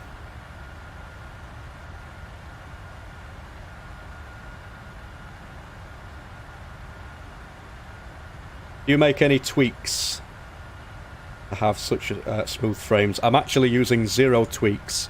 I've got nothing in the config that's different. Despite the fact I was born this century, I hate technology. Far too advanced for my liking. Does this make me a potential boomer? Absolutely not. I think technology is, it really is, it's getting a bit too involved with everything, really. It's, you know, pretty soon we're going to be sort of like, you're not going to be able to do this job, you're not going to be able to do that job because it's all automated. I mean, it's got its good points, obviously. And thank God that we've got technology, because it is really a lifesaver, literally. But yeah, I definitely think we've got too much involvement.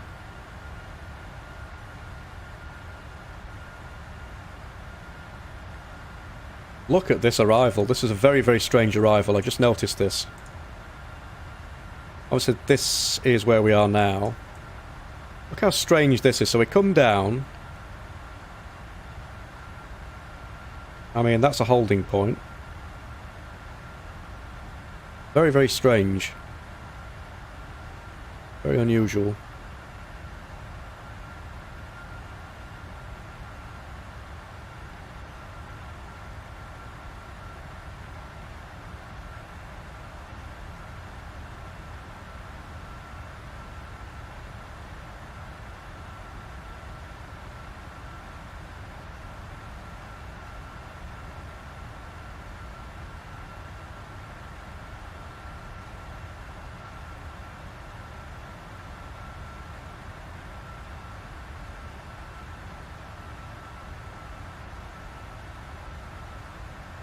If you had one thing to do to your computer for free and worth as much as you want, what would it be?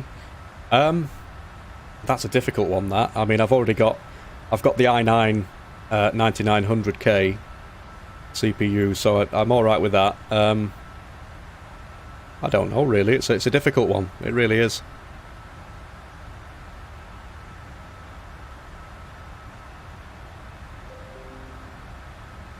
And some random alerts just happened on my computer. I don't know what it was. But nevertheless, we should be okay.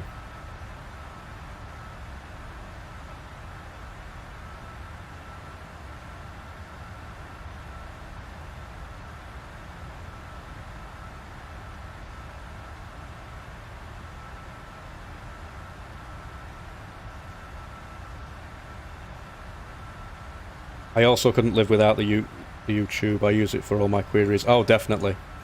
Now, what's the FMC message we've got? Right, okay, so runway ILS course error. That's very unusual. It shouldn't be an error. But this is obviously bad news. Let me change the NavRad frequency. So, 5. EFB is telling me 135. Is that going to be correct? For some reason, the ILS information at Zurich, can I even say it properly, is not always correct, and I don't understand why. 512, descend to flight level 120. So 120 then. 120, Boeing 512.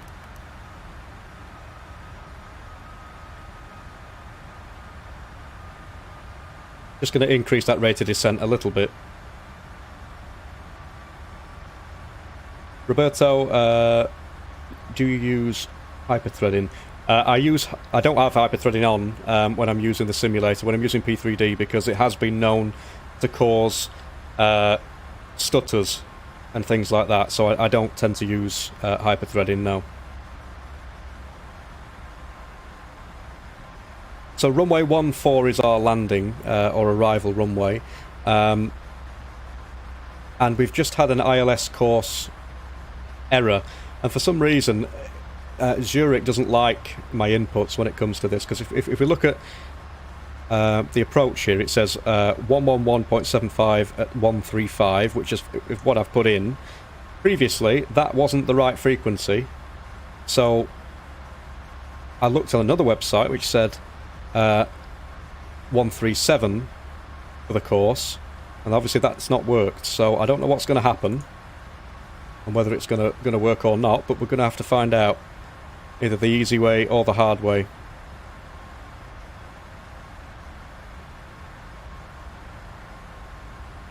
Yeah, trouble is, in 5 years' time the computer will be rendered useless. That is basically what's going to happen, yeah. It's moving so quickly as technology that we don't get a chance to have used anything. Why is that yellow when it shouldn't be yellow? Bear with me a second. Am I on the wrong page here? VNAV. Now where is transition altitude? 6,000 on there.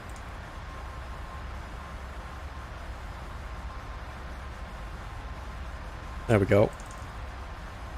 6,000 on there. That 30 at 152 is still the correct. There we go, that's better.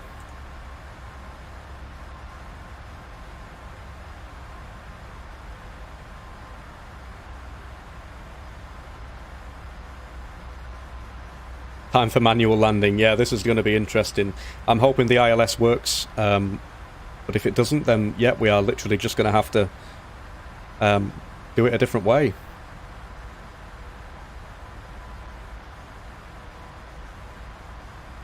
We'll have to do a manual landing, which... what happens if you delete the ILS preset? Does it auto-tune the ILS? In terms of Pro ATCX, I think it does have stuff you can change in it, and that obviously I use Pro ATCX a lot. In terms of EFB, I'm not sure how to change it in there, but usually it's right. EFB gives me the right ILS information usually, but for some reason it doesn't like doing it lately. And sometimes this is a Pro ATCX interface, the flight plan information. Sometimes it will actually give me the correct information here, so when it says expected approach, it will usually say the frequency for the ILS as well in brackets. Similar to where it says COM frequency to set there, it gives you the right frequency. It usually does that for the ILS as well. But on this occasion it hasn't, so that's very strange. Boeing 512, descend to flight level 70, QNH 1019. Oh, 7,000 feet. Are you on Instagram? No, I'm not. I think I made an account, but I never actually used it.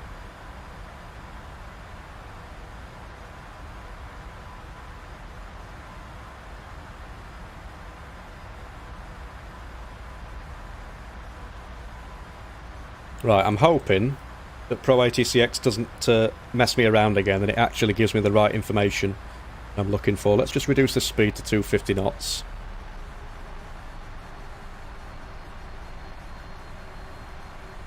Reduce that level of descent as well, that rate of descent. That'll help. Now, if we don't manage to get the diamonds up, what I'm going to do is... why don't you just re-put the approach? Well, we've got the approach set as what it says here, which is... let me have a look. 70, yeah, we're already doing it, don't you worry, we're already reducing the 7,000. I'm going to increase that level of descent. Just reduce the speed a little bit.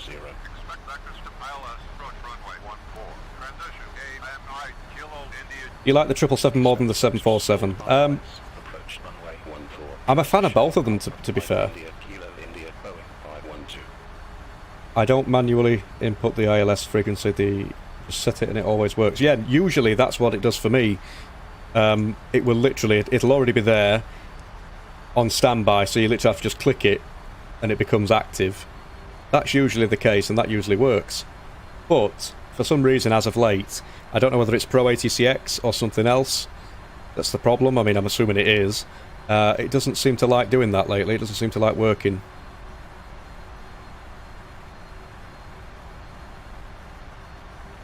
So we just literally, we'll see how we go.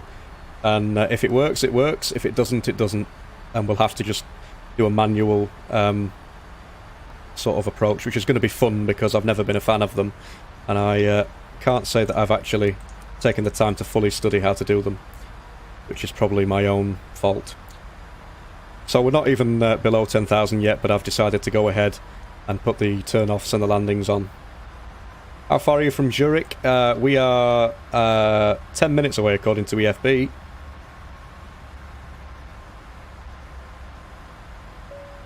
Maybe because you're on V5. It could be. I mean, it's worked before on V5, which is unusual because it's randomly stopped working, and I'm not sure why.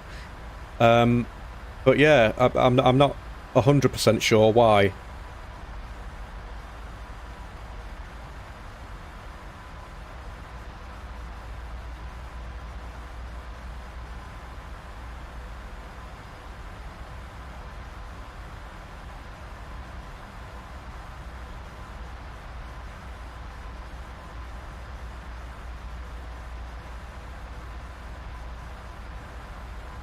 Pro ATCX had issues with it. Yeah. Yeah, it could have done, because I don't know whether Pro ATCX officially supports P3D version 5, or whether it just happens to work with it without realising that it's the latest version. I don't know.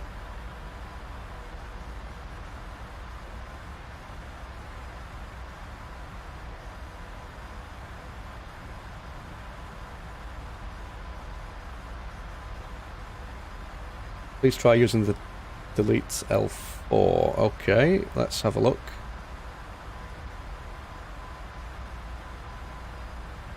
So that's set something different. I don't know whether it's the right thing to set or not.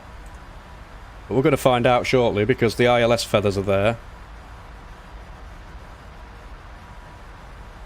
Would you recommend the purchase of EFB? Absolutely.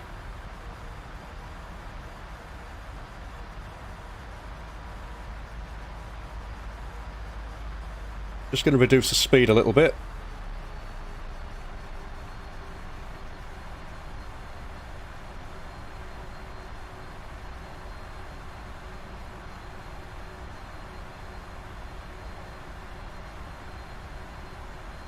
Although we can actually bring that back up now because we're almost at 7,000 feet.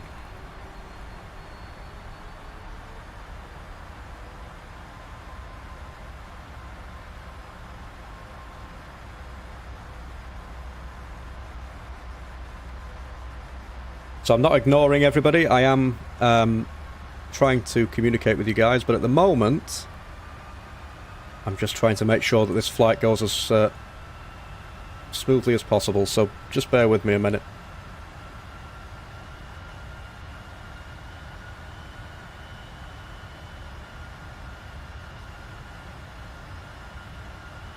Zero visibility almost at the moment as we go through this cloud.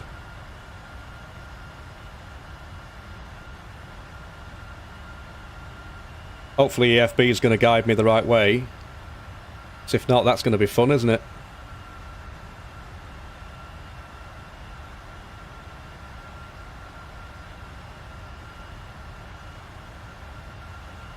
But the diamonds haven't shown up just yet.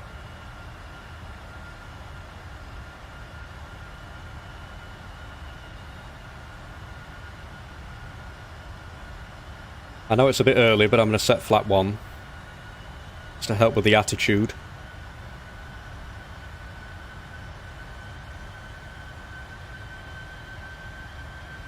Why don't you try that sim? I would, but at the moment I just don't have the time, unfortunately. I've got 2 young children and a job, so the times that I'm available I can't actually sit there for a long time and constantly be at the machine, so that, and obviously the fact that I just prefer offline. I prefer to make my own rules. I'm not serious enough to be going on VATSIM where people obviously follow. You know, the idea is to follow the rules a lot stricter than what I do. And this channel's more about sort of just enjoying the simulator, having a bit of fun. So this is weird. So those diamonds aren't making an appearance. Oh, there we go. There's the localizer. Right, we might be onto something here. But where is the glide slope? That's the one thing that's missing.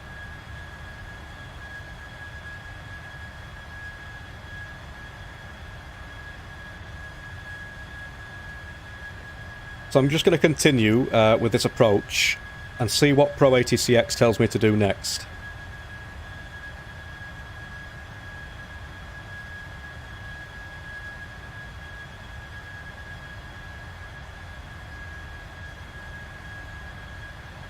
Because it's a very strange approach, according to what we've worked out.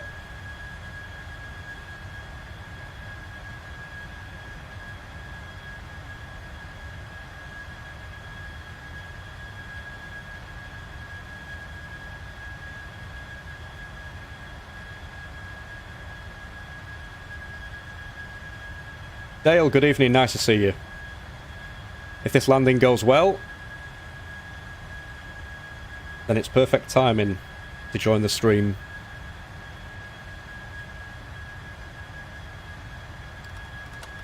Another notch of flaps, I think. See, where is the glide slope? That's it. That's unusual. If I go and put in the frequency that I put in before, then it comes in. So that's obviously the right frequency. But the FMC seems to have given me the incorrect one. I don't know why that is. This is very strange. And I don't know what Pro ATCX is going to ask me to do next. But at least I know now that I've got the approach mode. Well, we haven't actually been given vectors yet, but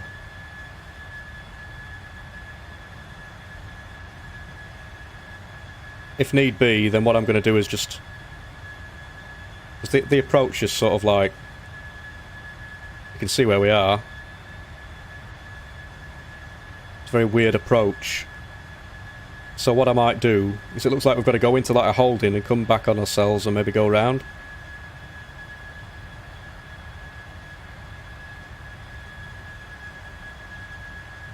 So I might, just for the sake of it, let's have a bit of fun. I've disabled Pro ATCX, and let's just do this ourselves. So I'm going to go a little bit further. The approach plate says 4,000. But I'm going to reduce to 6,000 first.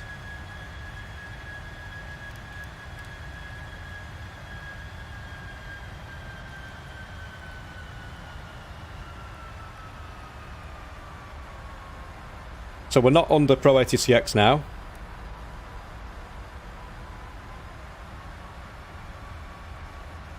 Now, have we got room to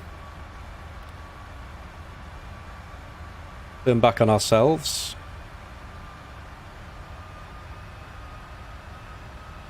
Now I'm not gonna mute the chat, but what I am gonna do is I'm just gonna minimize it, everybody, because obviously we are very, very close to landing this bird. So I'm not being ignorant.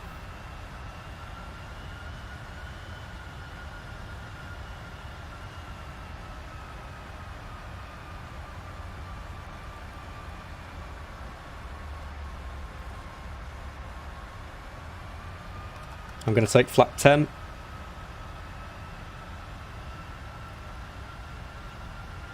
And let's just have a look at the final approach speed. It's 152 plus 5. That's 157.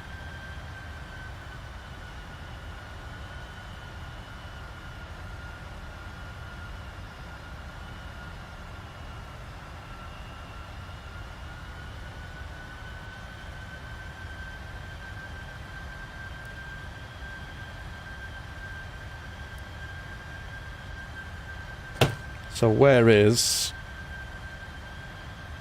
No, we're going to be... I don't trust that to get us down quick enough. think we need to be a little bit sort of towards the edge here. So we're going to go across the localizer. Not got a problem. We've got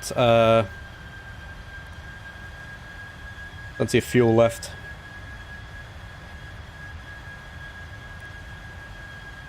So we'll just cross the localizer as we turn. We'll make this turn in here. The right. And what I want to do is I want to come back so that we're just about here on the localizer, giving us plenty of time to get to where we need to be. So there's 6,000.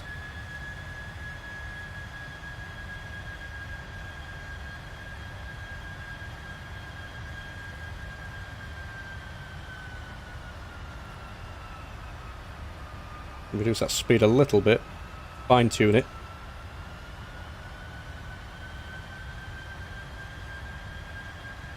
See, it's weird because Pro ATCX usually vectors you when you get to the point that we got to.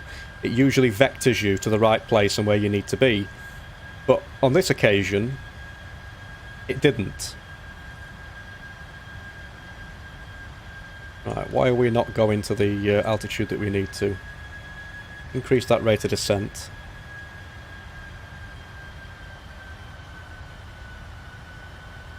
There we go, that's bringing us down to 6,000 now.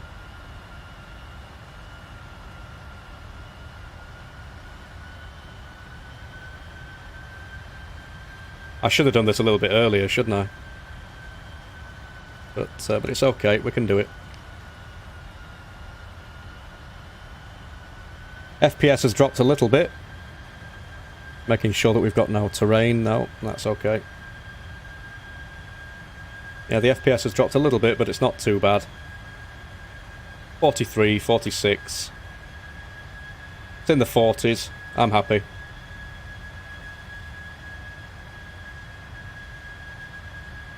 And I'm going to start that descent now. The 4,000.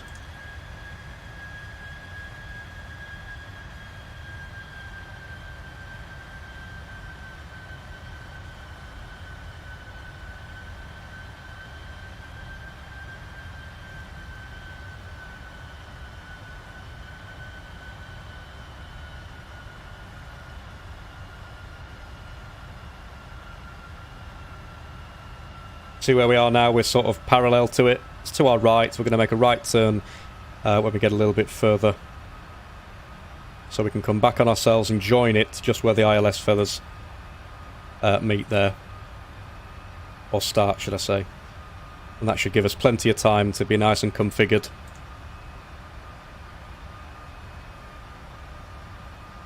Unusually, it's given us a tailwind. We've actually got a tailwind today of 3 knots.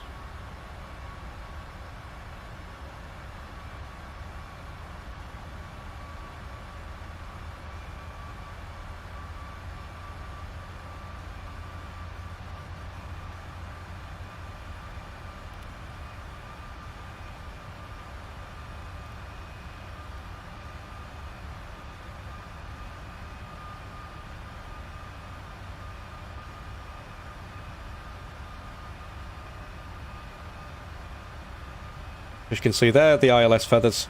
This is where we are. The green banana says that we're going to be at 4,000 by about there, which is virtually upon us any moment. So I'm going to start that turn.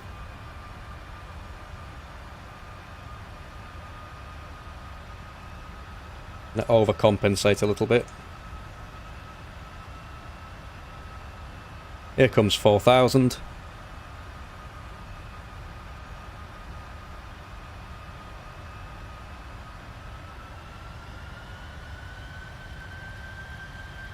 Bring the speed down.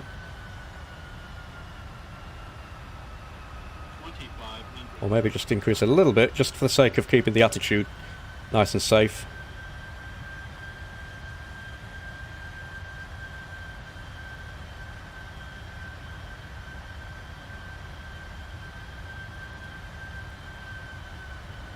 Gonna get ready with the localizer.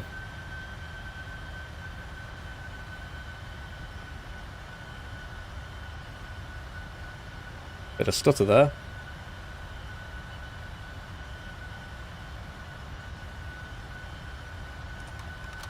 I'm gonna go flat 20.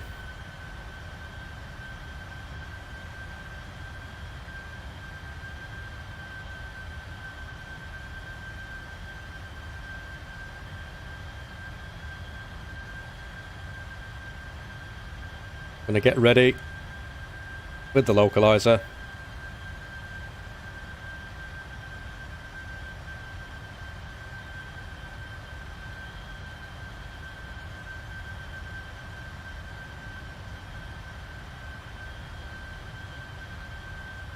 And we should see that diamond come across any moment.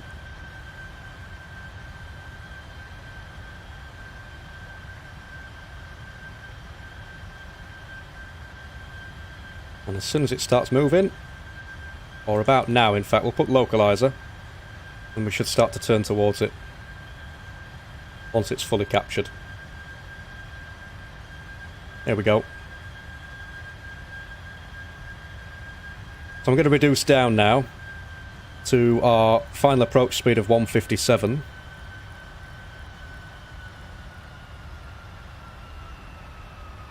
I'm going to go gear down.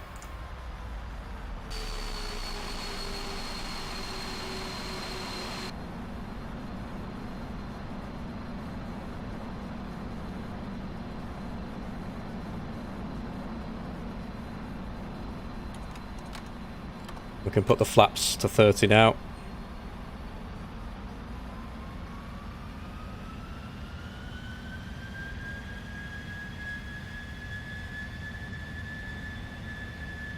And then once we start getting that diamond in there,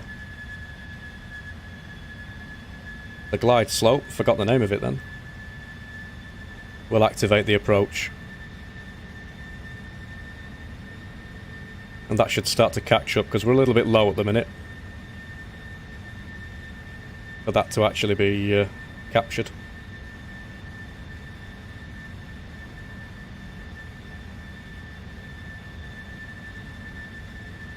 And the only problem is, if we actually go ahead and select it now, approach hold, what will happen is the aircraft will try and climb to capture the glide slope.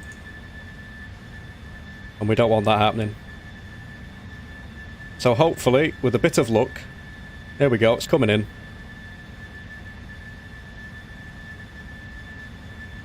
We're okay, people, we're okay.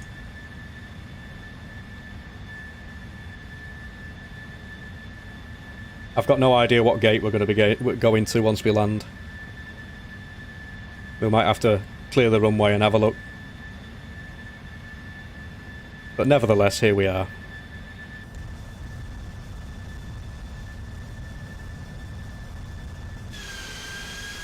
Attitude's a bit high, but once we sort the glide out, we'll be better. Right, I'm going to do it now.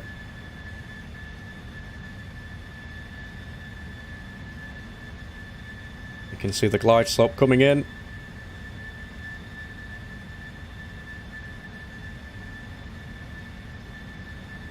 It's not actually doing what I expected it to do, which is chase the glide slope. It did that in the 737 once, and I wondered what the hell was happening. Look at those gorgeous mountains there in the background. Here we go. Fully established now. Almost.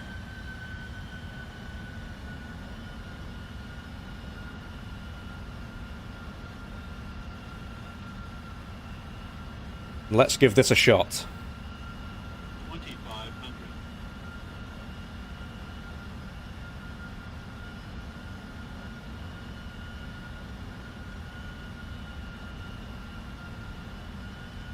So 925 Zulu. I think the FMC said 922, so we're a bit late. But nevertheless, we're okay. We made it in the end.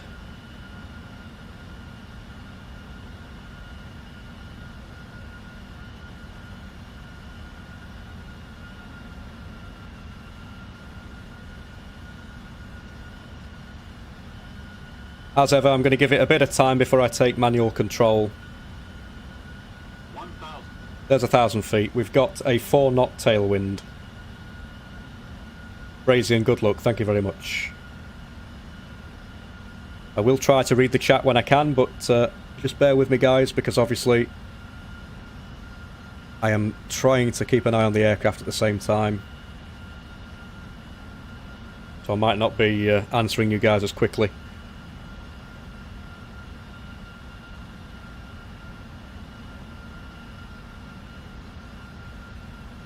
I never had those issues on the 747. Weird. Yeah, it is very strange.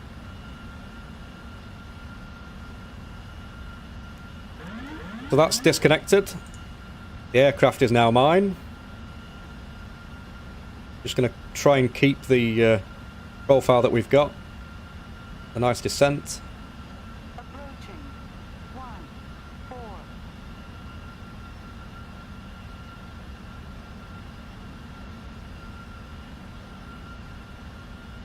Try not to get too low. I don't always trust the ILS 500. guidance.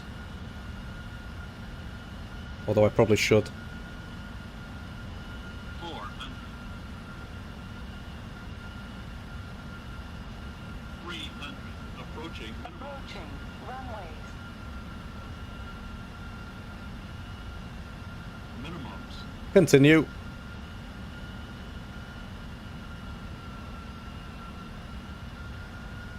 100. 50. 40. 30. 20. 10. Touchdown.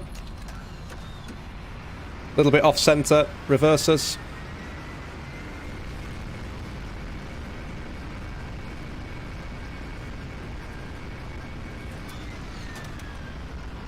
I'm going to go for manual brakes. They're a bit too fast to do that, really, but we'll do it anyway. We'll end up with very hot brakes. I just want to make sure we stop in time. 1,000. Welcome, everybody, to Zurich. 100 meters remaining. Going to take this exit to the right. Again, no idea where we're going to park.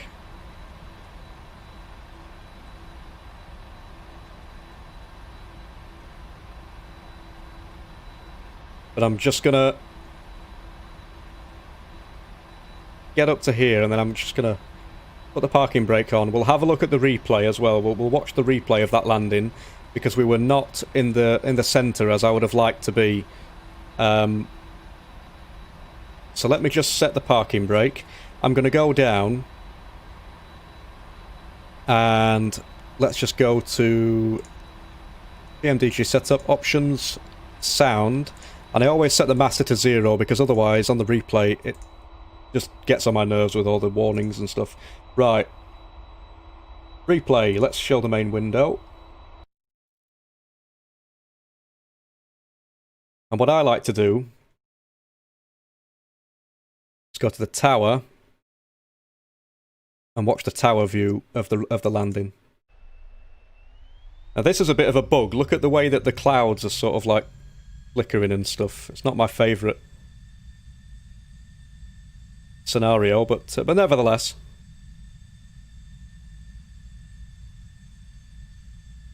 Avlin, I usually use the entire manual, sorry, on the... Yeah, some people do. Me personally, I take a relaxed approach on this channel. It's not about following the rules for me. It's more just having a good experience, just, you know, having a bit of fun. So some people, they do like to... whoa, what happened there? So we can't actually see the landing by the looks of it, because we're behind some trees. Let me have a look and see if I can sort that out. Is there a different view? There's a spot view.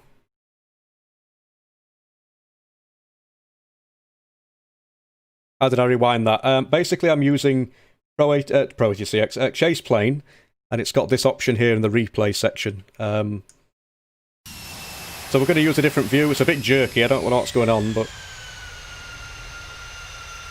let's just take a look at this landing from a different angle, because we couldn't see it before because of the trees.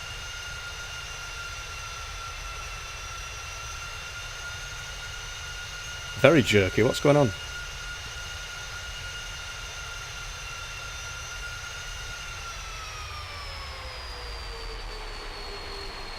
But there we go. That was a landing. Just a little bit off centre.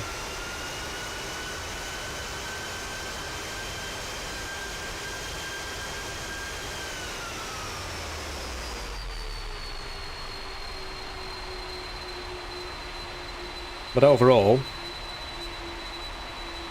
it was okay. Right, and if I press stop on the playback, this is quite fun. Let me just go and set the volume back to 50 as it was, and unpause it, because it pauses the sim after you've done this. So if we unpause it, it's as if we've just been thrown a little bit, like it sometimes chucks you to one side.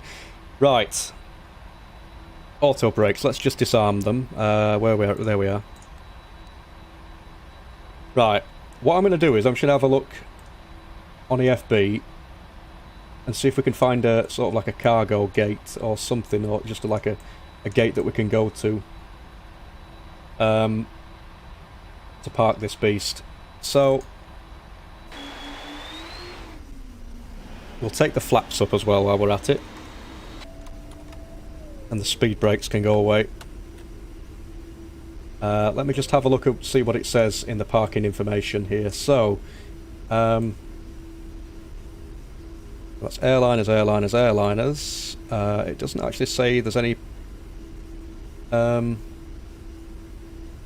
cargo gates, which is weird. We might just have to go to a random gate. Let's just choose a random one. So Echo 67. We'll see if that's available.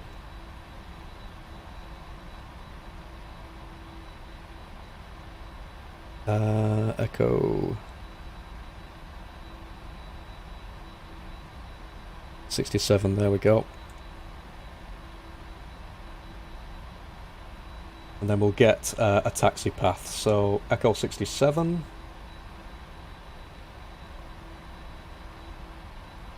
There we go, so we've got the taxi path set now. So Hotel Delta and Echo 67.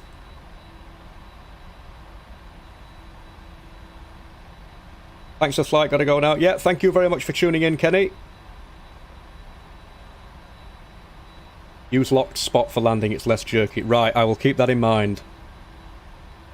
Good flare, on centerline, amazing job. Wish I could land like that. Thank you very much. Yeah, it wasn't directly on the centerline, but I think we sort of like...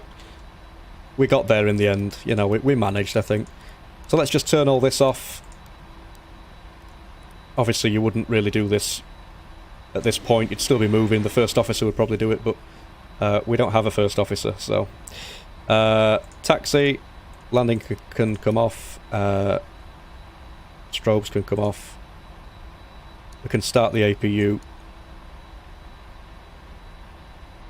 And I'm going to go down and just get rid of that.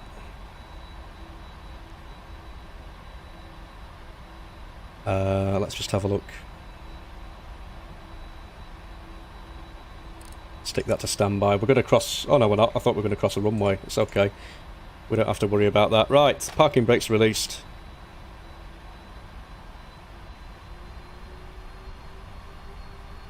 And let's check out Zurich, which is, again, some scenery which has been very kindly provided by my friends over at flightsim.com. So this is the first time I've actually landed at this airport.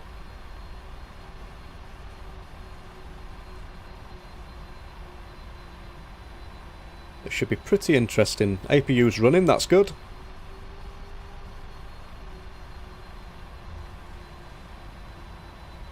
And then we need to follow this first taxi path here. I think M terminal is cargo planes. Yeah, well what we've done is we've just chosen a random one. I was going to try and find a proper cargo one, because usually EFB tells you which one's cargo and which one is sort of airliners. But for some reason it hasn't this time.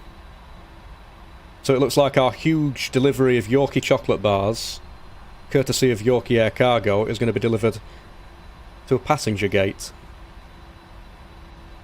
But again, that's the art of the simulator.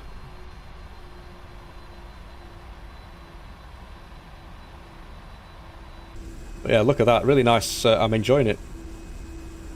How was the departure from Donny? Yeah, it was good. It was good. We managed. That's the main thing.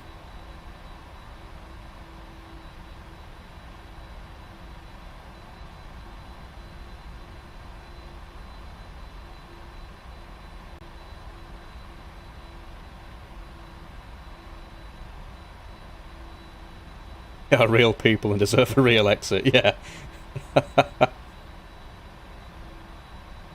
And all the chocolate bars just, yeah. Yeah, I'm loving the textures and everything on the. They've got the buses and everything as well. Looks really good.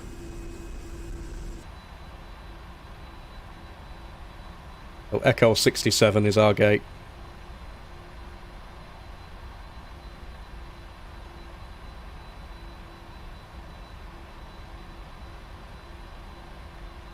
But overall, I think we managed. I forgot to stop the clock, in fact.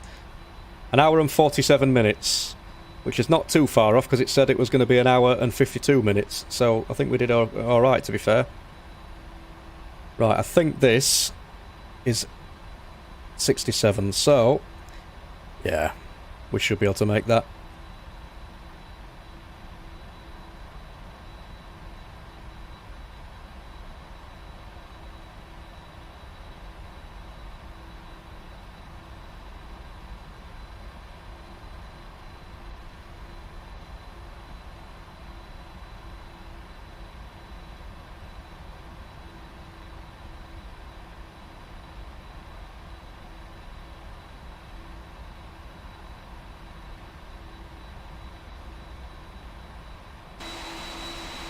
Let's just try and get this reasonably straight.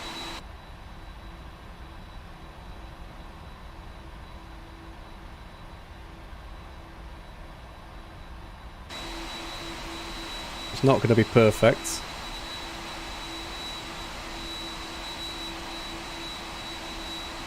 I'm just going to stick it there, to be fair. Oops, there's those black textures again. Right. How do you set up the clock? I always don't set it right. Right. What I do, because basically for a long time I was literally clicking the clock button, but it's not the right thing to do. On the 747 at least, you right click this down on the left hand side, the left corner, to set it to run. And then it will start logging things correctly, like logging the time correctly. And then obviously when you're done, you left click it to put it into the hold position. So, let's transfer onto the APU gens. And let's just cut the engines. Like so. I'm also going to request ground connections immediately.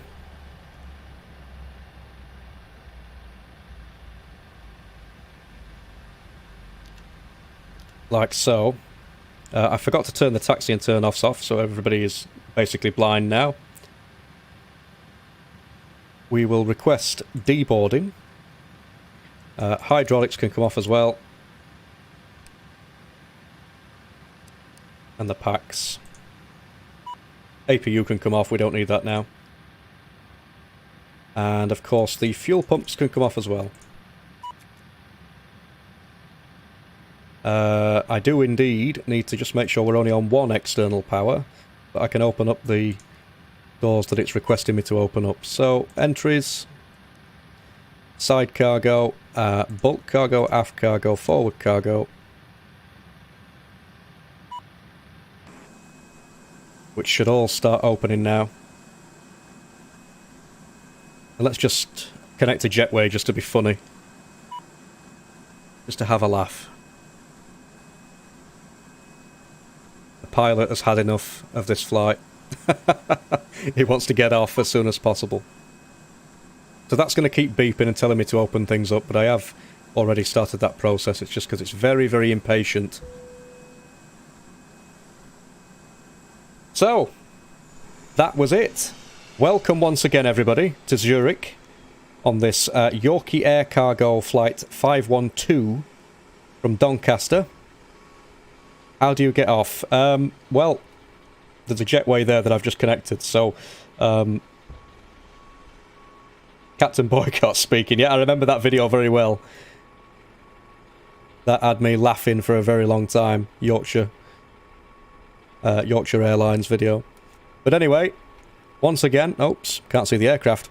That's a good blooper, isn't it? Once again, welcome to Zurich, everybody. Thank you very much, instead of thank you much. Thank you very much for tuning in to this 2-hour stream, or however long it's been. It's been an absolute pleasure to speak to you all again. Thank you very much to my members who have recently joined. I appreciate everybody who tunes into the channel, tunes into the streams, tunes into the videos, leaves me a like, comments and things like that. So that is basically it. I will hopefully see you guys in another stream. I'm hoping to get some more streams done as soon as possible. But we'll have to see what happens. But nevertheless, thank you very much for watching, guys. And I will see you in the next video. Bye for now.